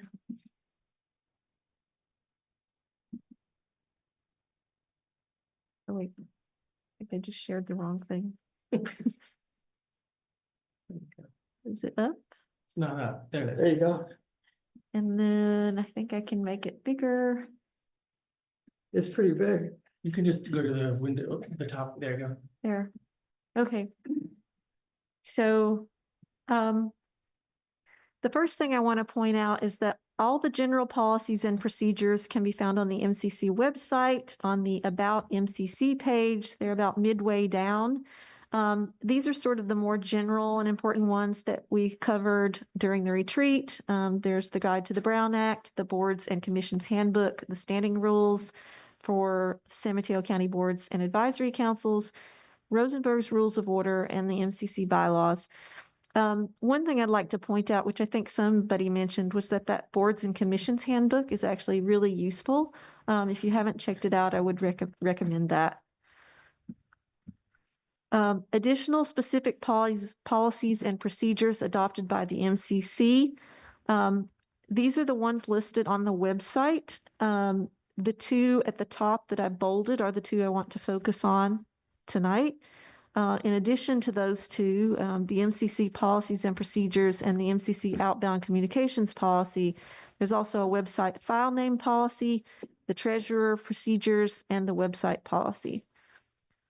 But we're only going to focus on the top two. And I want to point out that the policies and procedures have been amended. They were adopted. The last version adopted was in 2017. And then we recently amended them last year in 2024. And the outbound communication policy was adopted in 2022. And we also recently amended that in November of 2024. So starting with the MCC policies and procedures, these are beyond what is established in our bylaws. And I'm just going to hit the highlights and point out some of the things that I think are important to be aware of. This first slide shows you sort of the responsibilities for all council members and then the special responsibilities that are accorded the chair. And I won't read those out loud, but I think it's just important to just sort of quickly know, what those things are just for awareness sake and how we expect things to proceed as we, in our meetings as we have them. The first thing that I want to, pull out from this list is sponsoring agenda items. So because we will all at some point be sponsoring an agenda item, the agenda item sponsor should supply the following information. It's listed in this policy document, and it includes the title of the agenda item, the project timeline or upcoming deadlines, the desired outcome, the name of the person presenting, time allotted, the names and contact info of other informed parties or individuals with opposing views that we want to invite, supporting documents that would be posted to the website, and whether AV equipment is required in order to present the item. So this list, essentially, the first, some of this information actually goes in the printed agenda for the MCC, and we are required to have, I think it is at least, I forget what the 20 lines or something detailing what the item is for the public. So providing that information is really important so that we can get that out to the public in the agenda. And then the other pieces are important just so that we can post the information in time on the website for council members and the public to see. And then to make sure that we're prepared to present it in the meeting. Did you have a question? So yes, just quickly, I think I remember seeing this on the website that there is a information sheet for people to like how to agendize an item. And so I would imagine that they would just follow that process, which is it's exactly echoed this. Here. Mm-hmm. And so does that in format, would that go to the MCC general mailbox and you and Claire would look at that item and review it for all of the components that are listed here and then respond to that individual? Correct. I would not send it to the entire council. I would send it to me and Kimberly. Because you don't want to have crosstalk about something that's being developed. Sure. Because I mean, I actually just got a text message for somebody who wants to agendize an item, so I will refer them to that and then to send it to the chair and the vice chair. Oh, no, wait a minute. Yes, that would be one way to do it. I'm sorry. It's okay. No, that's Um, okay. I thought that's what he he was saying, You but didn't mean like you individually, you meant like somebody in the community. Somebody in the community Okay. would like to agendize an item. So I'm wanting to give them the best guidance possible. And I've seen this, how to agendize an item, and this you're saying this is echoed in that. They can either contact the chair or they can choose a council member and work with them. Well, I'm working with the GCSD, so the individual who would like to, should they give that information to me, or should they? If you're gonna sponsor an agenda item, you can work with them to develop it. Okay, But you should let us know too. okay, we'll do. I mean, I just got the request today, so. yeah, so that key thing, the key term here is the agenda item sponsor. So whoever's the sponsor, this is their responsibility. If the community member is bringing the item forward and the community member doesn't contact any one specific person, but just sends it to the whole council, I guess then the chair would ask for a sponsor, or would sponsor the item. Is that? It's much better. Well, it depends on the circumstances, but a sponsor needs to be identified fairly early on. Okay. And does that require me to send an email to both of you saying, I'd like to sponsor this agenda item, I'm working with X person? Yeah, and you can bring it up at the end of a meeting too on their future Sure. agendas. Okay. And just because you have one doesn't necessarily mean it's gonna be on the agenda. But it's something we can work on. Right. Okay, are there any other questions about sponsoring agenda items? Hearing none. The next piece that I pulled out here is council email communications. And this particular piece involves communications within the council. So avoiding Brown Act violations, which we heard from Tim Fox last time. I thought he was very thorough. Minimizing the number of group emails, so sort of think before you reply all, and limit emails to agenda setting, one-way information without discussion. That's a very important point because sometimes emails are forwarded to us or something comes to the whole council. The thing that we don't want to do is reply back and forth. The information comes in and there should be no responses that go out. If the chair sends an email internally to all of us asking us to respond about something, then we should only reply back to the chair and not to the whole council. I am guilty of doing that. I apologize. I think we've all been guilty of that at some point. So that's why I pulled it out here. I'm also guilty of that in the past. And the last point is it is okay to share news articles of interest or some other resource to the community with the whole council, but it's only considered one-way information. So there's no editorial comments made, no suggestions or discussion on the item. Are there any questions about that? Okay, great. The next piece that I thought was important because we've revisited this several times is individual council member communications on public matters. And this seems to be a particular item that we all hope we understand, but have all sort of struggled with on occasion. So the first thing I'd like to say is the really important main point is that when you are speaking as an individual on public matters, not on behalf of the council, but on behalf of yourself, that you always preface your remarks with a disclaimer that is something like, I'm a member of the Midcoast Community Council, but I'm speaking or writing now as an individual and these opinions are my own.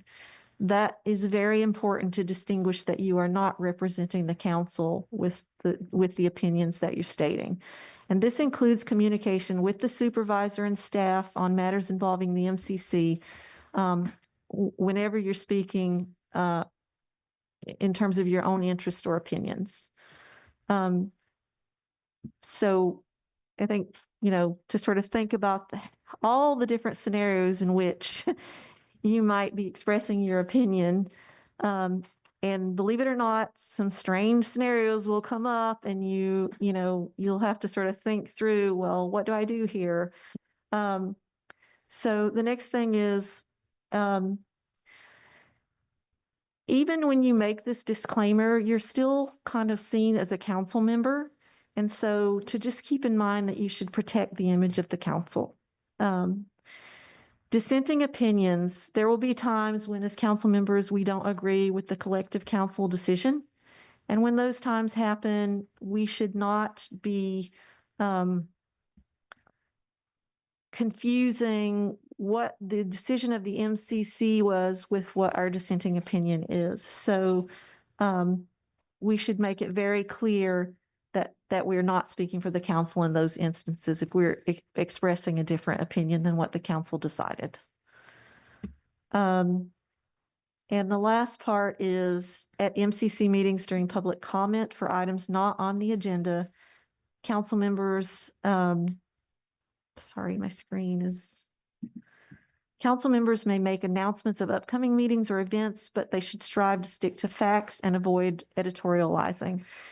There's always a really strong pull to want to say something more about, because we have strong feelings about some things sometimes, but please refrain because that should be saved to discussion of items in the formal agendized area on the agenda. So are there questions about that? I might have a quick question. Can you go back? Uh-huh. So you're talking about public comments and making announcements for the upcoming meetings. I mean, I can use an example, but theoretically, something's going to end in a month where a lot of community buy-in is being asked. As I'm going to meetings with my MCC hat on, I've been asked to sit in on these meetings and bring information back to this group. I wonder if you can just share, should I limit my interactions in those meetings and just be more of an observer and try to just collect that information before I, instead of actually making a comment with my MCC hat on? Okay. So I'm not speaking on behalf of the larger council. So that's a good question. And I think that is somewhat covered further down in these policies. Is if you are, so there's two possible scenarios there. If you are attending a meeting on behalf of the MCC, then, and the chair, has said you're authorized to speak as the MCC representative, then you're allowed to speak for the MCC. As long as the MCC has actually said something. Well, correct. You wouldn't want to misrepresent or say something that the MCC had not, formally taken a decision on or directed you to do. Yeah, I don't think I would ever cross that line, but I think all of us have said we'll attend certain meetings on behalf of the MCC, but I did not actually hear verbatim from Claire or from you that in those meetings I am allowed to speak on behalf of, as long as it's not a decision or kind of comments in that context. I think the key is to accurately represent the MCC. So when in doubt, don't. When in doubt, don't say it. But Chris? Yeah, I would say that's really important to not give any impression that you're representing MCC just by your participation or your presence there. And for an example, earlier, just a short time ago, you said you were working with another agency, which makes it sound like you've been given, the imprimatur of speaking on our on our behalf, which I'm not sure has happened. No, it's actually not what I meant. There's a group of community members that have pulled resources together that are working on an issue. And I know that it is something that's tentatively on our kind of action item list. It's not currently in what we're working on now. So I just want to be very careful and mindful of what I say as a resident, as a member of the community versus the MCC. So I think that's what I was referring to be specific. And certainly, you know, you want to be really careful about blurring the lines, right? So, you know, taking one hat off and putting another on in a situation like that could be very confusing. So I would think carefully about, you know. For me, I know that I have the right to have an opinion about anything that happens within my community. And as an individual, not as an MCC council member, I'm allowed to express my individual opinion. But I would, it was just a clarification. I would never, ever surmise to like give somebody the impression that on behalf of the MCC, I can tell you this. I would never do something like that. But I noticed that I have been pulled into certain conversations where people are like, oh, you're on the MCC. What do you think they might think? So I'm trying to avoid that altogether. That's a good policy. Any other questions about that piece? And then this continues. So refrain from commenting on statements made by other council members on social media, websites, or in public settings outside of MCC meetings. Tim Fox covered this a little bit, I think, in his presentation.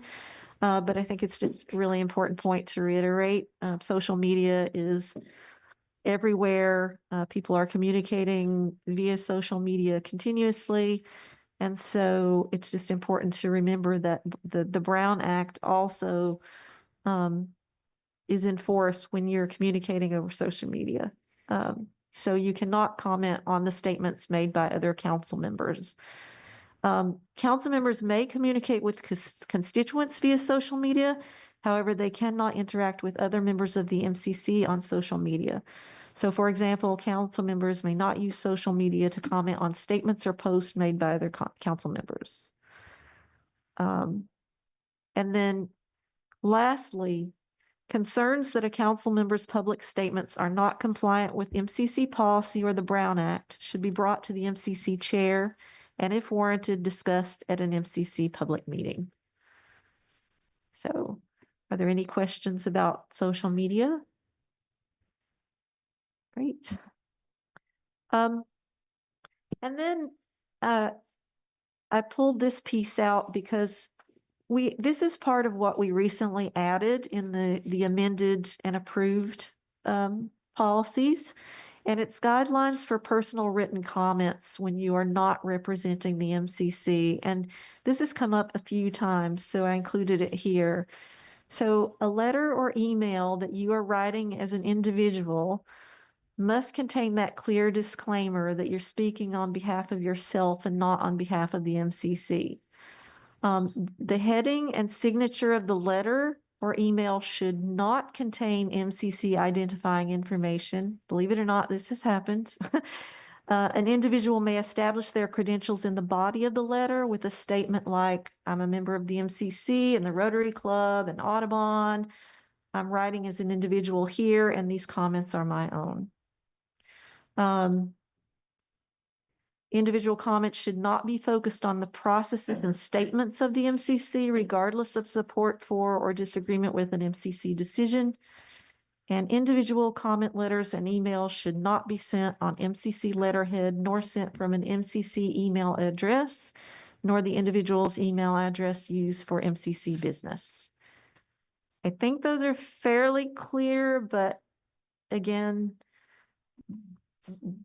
there have been transgressions here. So I will share with you that personally, when I write a letter on behalf of myself, not on behalf of the MCC or any other body I volunteer for, I don't mention them at all. I just go right to the heart of the point. Your letter is about an issue, and I focus on that. And I do not mention the MCC. There have been questions in the past about whether MCC members can sign letters with their MCC affiliation. And my advice is don't. Because it makes the person think that the letter is coming from you as a representative of the MCC. Are there questions about that? Great. MCC communications with San Mateo County. This also was a new addition to the policies. All requests to the county council should be initiated by the chair or by someone officially authorized by the chair. Every effort should be made to ensure that questions for the county council are important and necessary and cannot be addressed in any other way. All responses from county council shall be archived and available to the entire MCC. And that's so that we don't keep going back to the county council with redundant requests. When individual council members or others pursue issues that are of interest to them in the hopes of either eventually bringing an agenda item forward or following an ongoing issue, like Lynn does for transportation, there should be oversight or direction from the council or the chair to ensure that requests made to other bodies like Caltrans or DPW or other individuals, that those are not redundant, overwhelming, or reflect negatively on the MCC. And this was an issue last year because sometimes individuals were going to county agencies and asking questions on behalf of the MCC, and it created some problems because of work overload and sort of overwhelming contact. Kevin? Yeah, just quickly, I'm assuming that when you're representing yourself as an individual and you make that disclaimer that you brought up earlier, that you stick to individual insights and comments, but you're saying that people have gone to the San Mateo County or represented or officials, elected officials, and made comments on behalf of the NCC without the chair and the vice chair knowing? Yes, well, I think it inadvertently happens when someone goes and they're trying to find out information, and then it comes across to the person they're asking the information from as if they are asking on behalf of the MCC for this information. And so there's pressure on the staff member to get the information to that person. And then they feel harassed if they don't have, if the person keeps coming back to them from, taking up a lot of their time. So we want to make sure that those are coordinated efforts, basically. Is that clear or perfectly not clear? It's clear. Okay.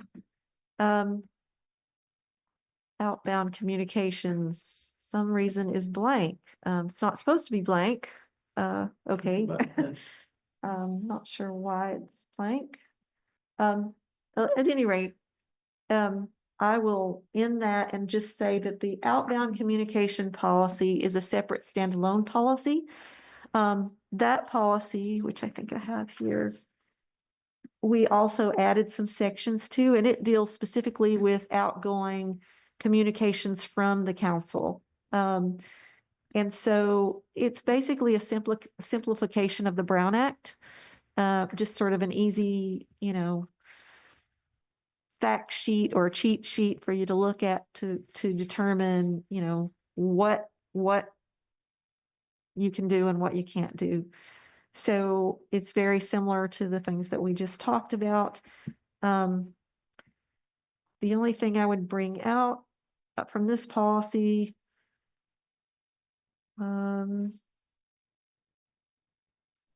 is maybe the last thing that we added, the last 2 points that we added recently, and that is that it is the responsibility of the MCC chair or someone the chair delegates to respond to any email sent to the entire council. So that's an important point. Anything that comes to the entire council, Claire is responsible to respond to, and if she can't, then she will appoint someone else to respond on her behalf.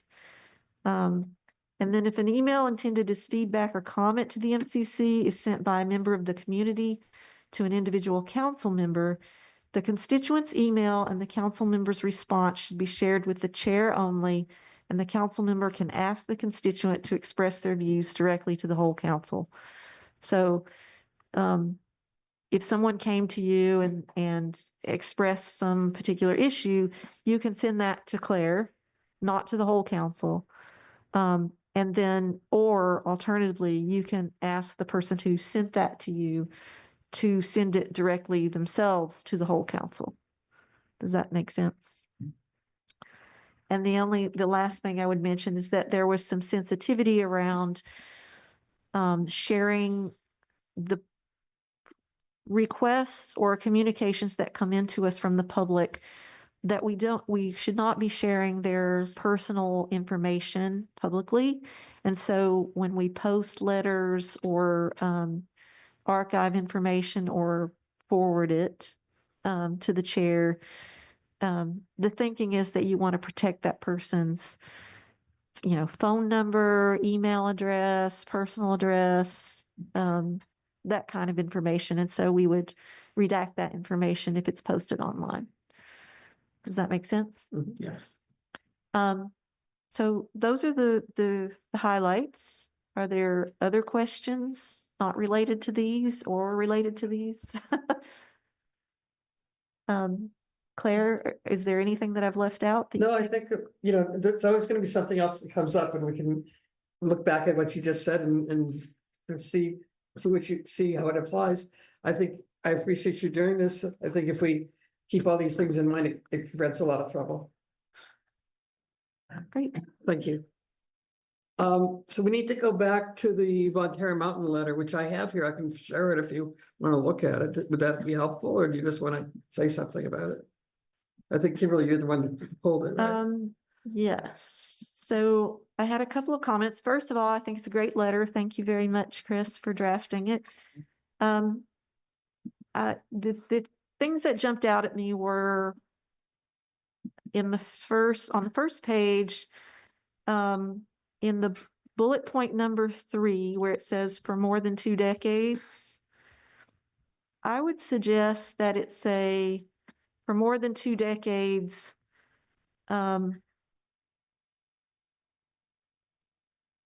Let's see, I just had it how I want to word it. Essentially, what I would rearrange that and omit the part that says repairs to the access road have been temporary at best. And I would just sort of focus on for more than 2 decades, the county has continued to employ the same methods that are proven to be ineffective in the long term.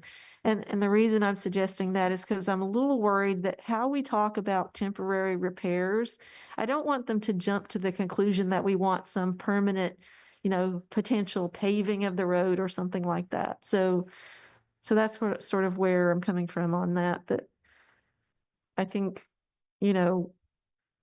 I'm worried that at some point they're going to jump to the conclusion that it needs a permanent sort of solution, and their permanent solution is to make the road more permanent. I'm sold. I don't think that removing that weakens the point. Okay. And then in the next bullet point, I was a little confused about this. So you said alternative route via Lindemar. And I thought from Scott, we were talking about the alternative route from El Granada. Well, there are many alternative routes. And I hadn't recalled that we had talked about that particular route. So do you want to talk about that a little? I'd actually like to defer to Carl because he knows Okay. where it actually comes from. If that's okay, if I can engage the local expert. Yeah, and this is also an interest of Scott, who's not here tonight, where it says via Lindemar. And there's no road up the hill from Lindemar. There's a trail in San Pedro Valley County Park, but there's no road. That's not what we've been talking about as the proper alternative. So there's the main route through SFPUC land is via Sneath Lane, Sweeney Ridge, and Whiting Ridge to the top of the mountain. What if we just said alternative routes and how specific should we be? Okay, I mean, I don't have any objection to that, but what we're trying to emphasize, or what we've tried to emphasize in testimony and so forth, is that these are better roads up there than this thing that they keep messing with. So something about better alternatives. Yes, Okay. better and more permanent alternatives. The other one that keeps getting left out is via El Granada Boulevard and Perimeter Road Mhm. to the top of the mountain. That's right here, bang. Yeah. So both of the things I've just mentioned, the one from Sneath Lane on up, that's paved part of the way and graveled hard surface along Sweeney Ridge, and I'm not exactly sure what the surface is across Whiting Ridge, but it's also maintained by the SFPUC. So that was my on the Via Lindemar thing, and then on the website, I think when I looked up this, the first page ends in mid-sentence with no continuation on the next page. That was my next question. Yeah. Yeah. So I don't. Can I read what I meant to write? Yes, please. Okay. Sure. That last sentence would say, while members of the community appreciate the urgent press to ensure public safety and emergency preparedness, these objectives also need to take potentially conflicting uses into account. Perfect. Yes. Okay, parliamentary thing here. We probably should have a motion on the floor to approve this letter, and then we can make amendments to the motion. Okay, I make a motion to approve the letter. Second. So then the things that you're bringing up can be made as a motion to amend. And so then I make the motion to amend. Sure. Okay, so then I will make a motion to amend the letter at the 2 bullet points that I raised to change the via Lindemar to a more general term or some other specific route, and then to complete the sentence at the bottom of the page. And then I'll second that amendment, but then also to incorporate what Claire had mentioned about just kind of a broader scope in terms of alternative routes. Right. Like specifically to say, let's see, where are we? Routine maintenance of communications facilities via preferred alternate routes, Or more permanent alternate routes. or even just alternate Yeah. routes. Or existing alternate. Existing alternate routes, there you go. I'll buy that one. Yeah, that sounds good. So we've got 3 amendments. One is the one you made, Kimberly, about 2 bullet points. about this 3rd bullet point, which we should probably vote on each of them. Oh, you want to vote on each of them or not all together? I don't care. I think we all understand the things that we're wanting to change, right? Together. Are we all go ahead. comfortable with voting on all those amendments mentioned? 3 Or amendments. 3 amendments. The first one is the bullet point where it says for more than 2 decades, to omit the part that says repairs to the access road have been temporary at best. And then the next bullet point to take out the via Lindemar and insert Existing alternate existing routes. alternative routes. All in favor? And then to complete the sentence as expressed by Chris Rogers at the end of the page. I second it. Okay, So we have to vote on the amendments. May I inquire about one more thing, which is the carbon copy list was carbon copied from the previous letter from April of last year. Does anybody see anybody's name on there that is not in that current position anymore? It was suggested to me that we consult with Lenny Roberts to get her opinion as to exactly who we should send this to. Is it permissible for the council if we adjust any of these if needed? But As author, I'm totally open to it. I think it sounds prudent. I think that's fine with me. And looking down the list, I don't think any of these people have changed. So with the exception of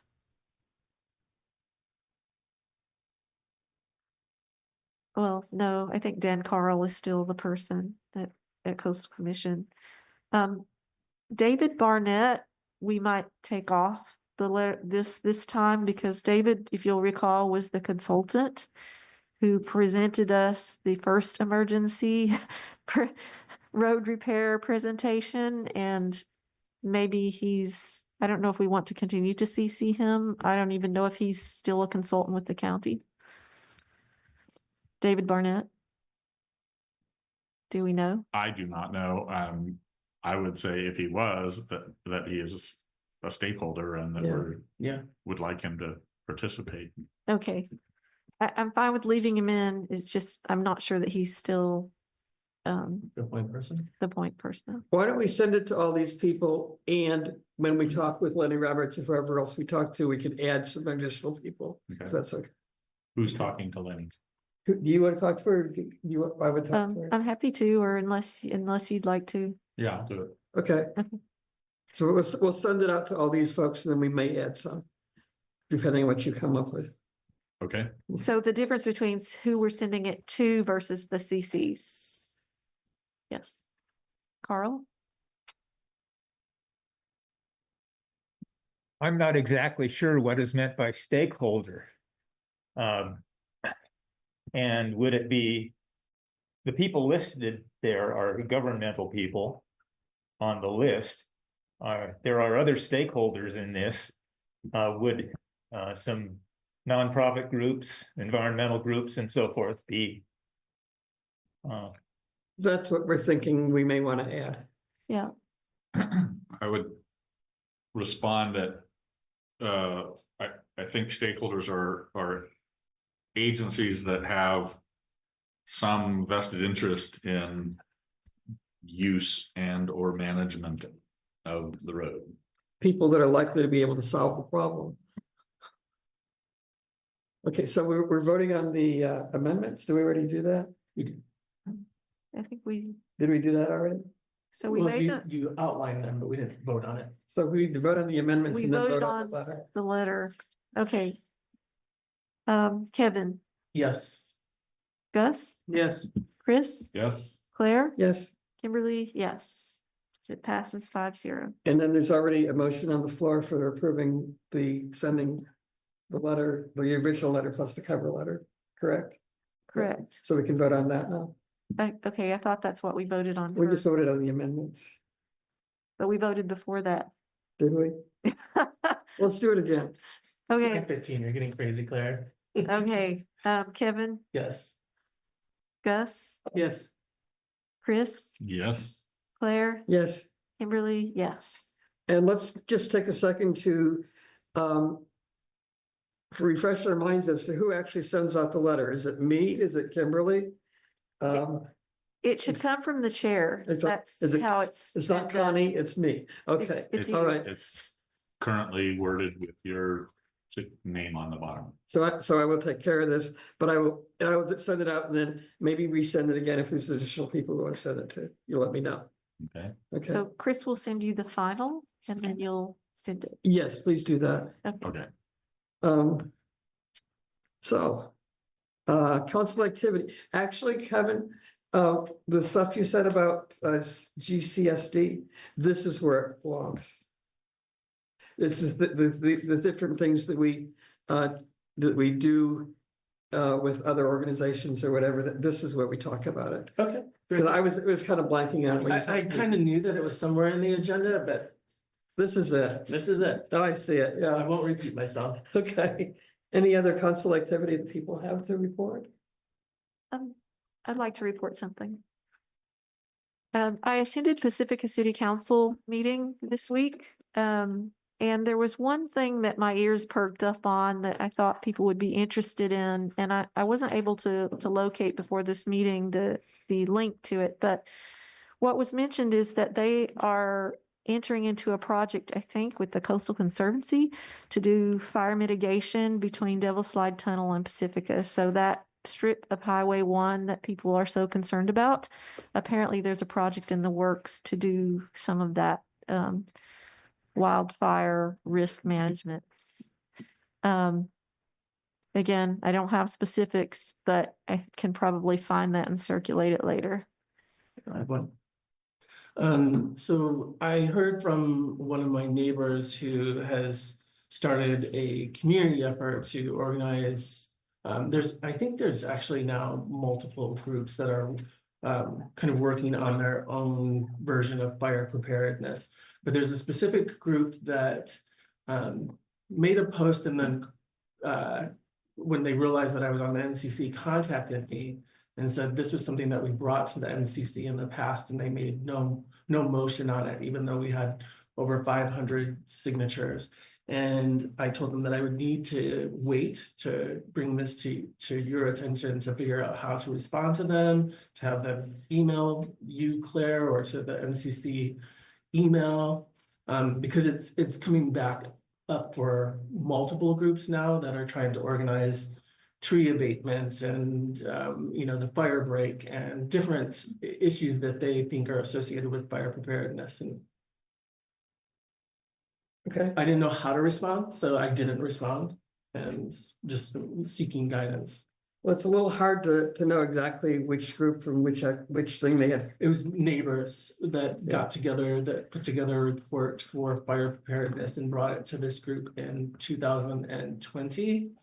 Keith was the person who spearheaded it, and said that there was, Mangold? yes, just said that there was no formal response. Well, there's a provided. limited amount of what we can do about cutting down trees. We don't No, really have that understood, authority. but I think the question was, why wouldn't the MCC endorse something that had a fair number of community members signing on board? It sounds like a complaint more than anything. We're It happy to was hear. a complaint. Yeah, if somebody wants to bring something to our attention, again, we'd be happy to take a look at it.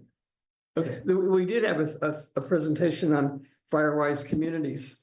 Or fire safe, is Firewise, fire safe or Firewise? It's a neighborhood generated fire prevention effort, which we strongly endorsed. But I think that's probably separate from what they're talking about. it has to be, because I think they felt like there was no endorsement or no actual response that they presented, and nothing came of it. Mhm. So Well, I will advise them to bring it back to the Sure. MCC. sure. Okay, anything else? Council activity? For future agenda. Oh, for future agendas, okay.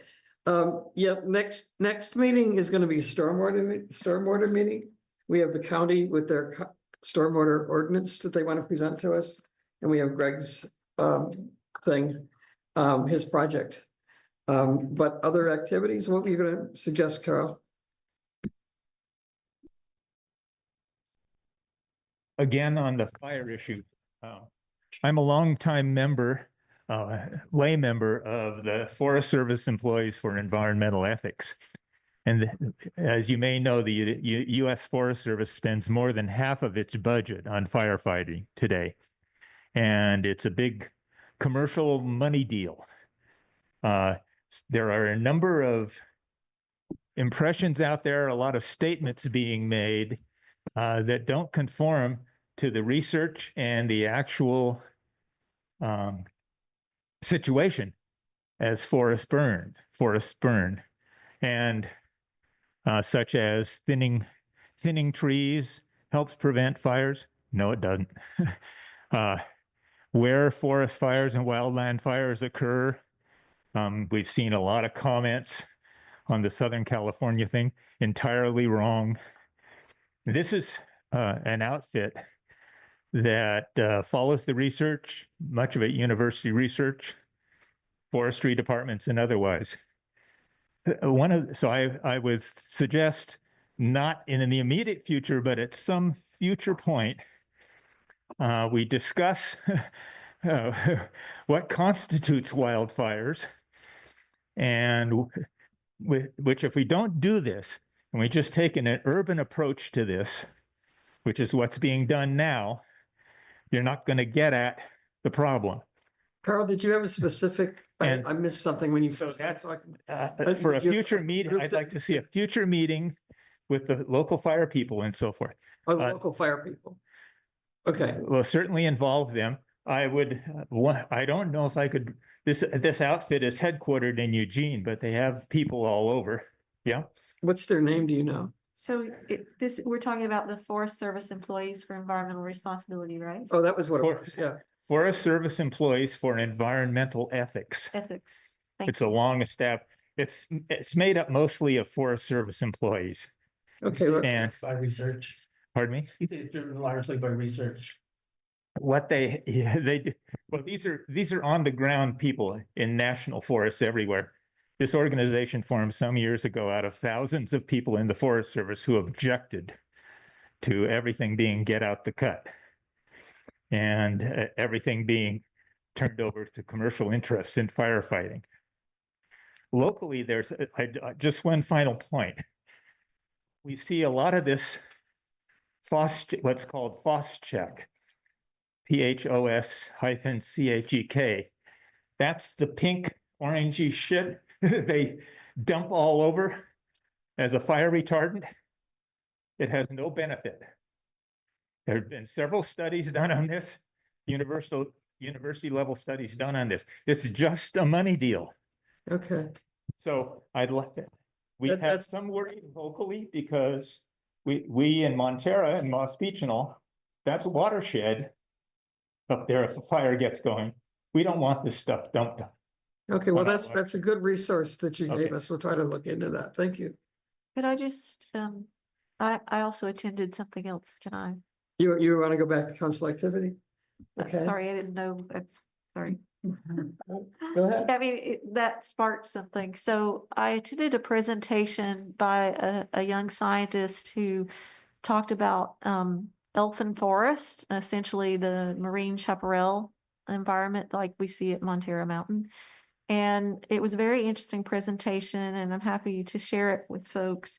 But I thought for future agendas, it might be interesting to have, because we have that habitat here, to have him come and give a presentation on fire risk in that particular environment. Okay, I learned a lot in terms of, how those kinds of ecosystems regenerate or don't regenerate in fire, and how the different types of risks involved. So it was very useful. the harbor is coming in March. You've got your hydrant project. There is, I saw that some of the water companies just released a study on their hydrants, so you might want to look into that and see what I thought the Coastside Water Company and Montera both put out something about the status of their hydrants. So you can check it out, see if I might be wrong. I have one. Yeah. So the GCSD's survey, it ends on March 11th. And that will potentially engage a couple thousand community members within the regional area that they're surveying for the Burnham Strip project, and would like to have some time at a meeting beyond that point, so beyond March 11th, but something to just put on the list, their findings and which way the survey went in terms of yay or nay. Okay. So anything else? Yes. I think we all received, well, I don't know if we all received an email today. I'm not sure who received this, about the San Gregorio Creek Bridge project. Yeah. Which I know is not directly, maybe it's not in our direct scope, but it's probably worth alerting people to. It says it has a public comment date of March 7th. Is that something that we should mention? It's or- really more on Pescadero's turf than ours. Okay. If there's something that you want to say about it next time, or I guess I'm thinking about impacts to Highway 1 South. That people should probably know about this if there's, if, I don't know if this is listed in the Half Moon Bay Review or other public places, but sometimes these things come to the MCC and the public doesn't hear about them unless they hear about them from us. So just wanted to bring it up. Did everybody else receive the email? I saw it and I didn't. I Okay. mean, I saw it. in The email. I would suggest that we all look at it for sure and see if there's anything that you think that we ought to do with it. It isn't really in our territory. Sounds like a PSA if we want to say, Right. be aware. Yeah. I mean, I feel like I see multiples of those that are not within our area, and so I do what you said, just read them. I didn't know that we should do anything further. Yeah, I wasn't suggesting it as an agenda item, but just to make the public aware that it's happening. Okay, are we ready to adjourn? Yes, yeah. Okay, thank you. Thanks, man. Oh, that was a question we had last time with Connie's minutes, how we do adjournment. She didn't know how to record them in the minutes, whether we have to do a motion or not, and I think we agreed we don't, right? So, Not if we're all here. okay, I think for on Zoom we can. Or maybe it's the other way around.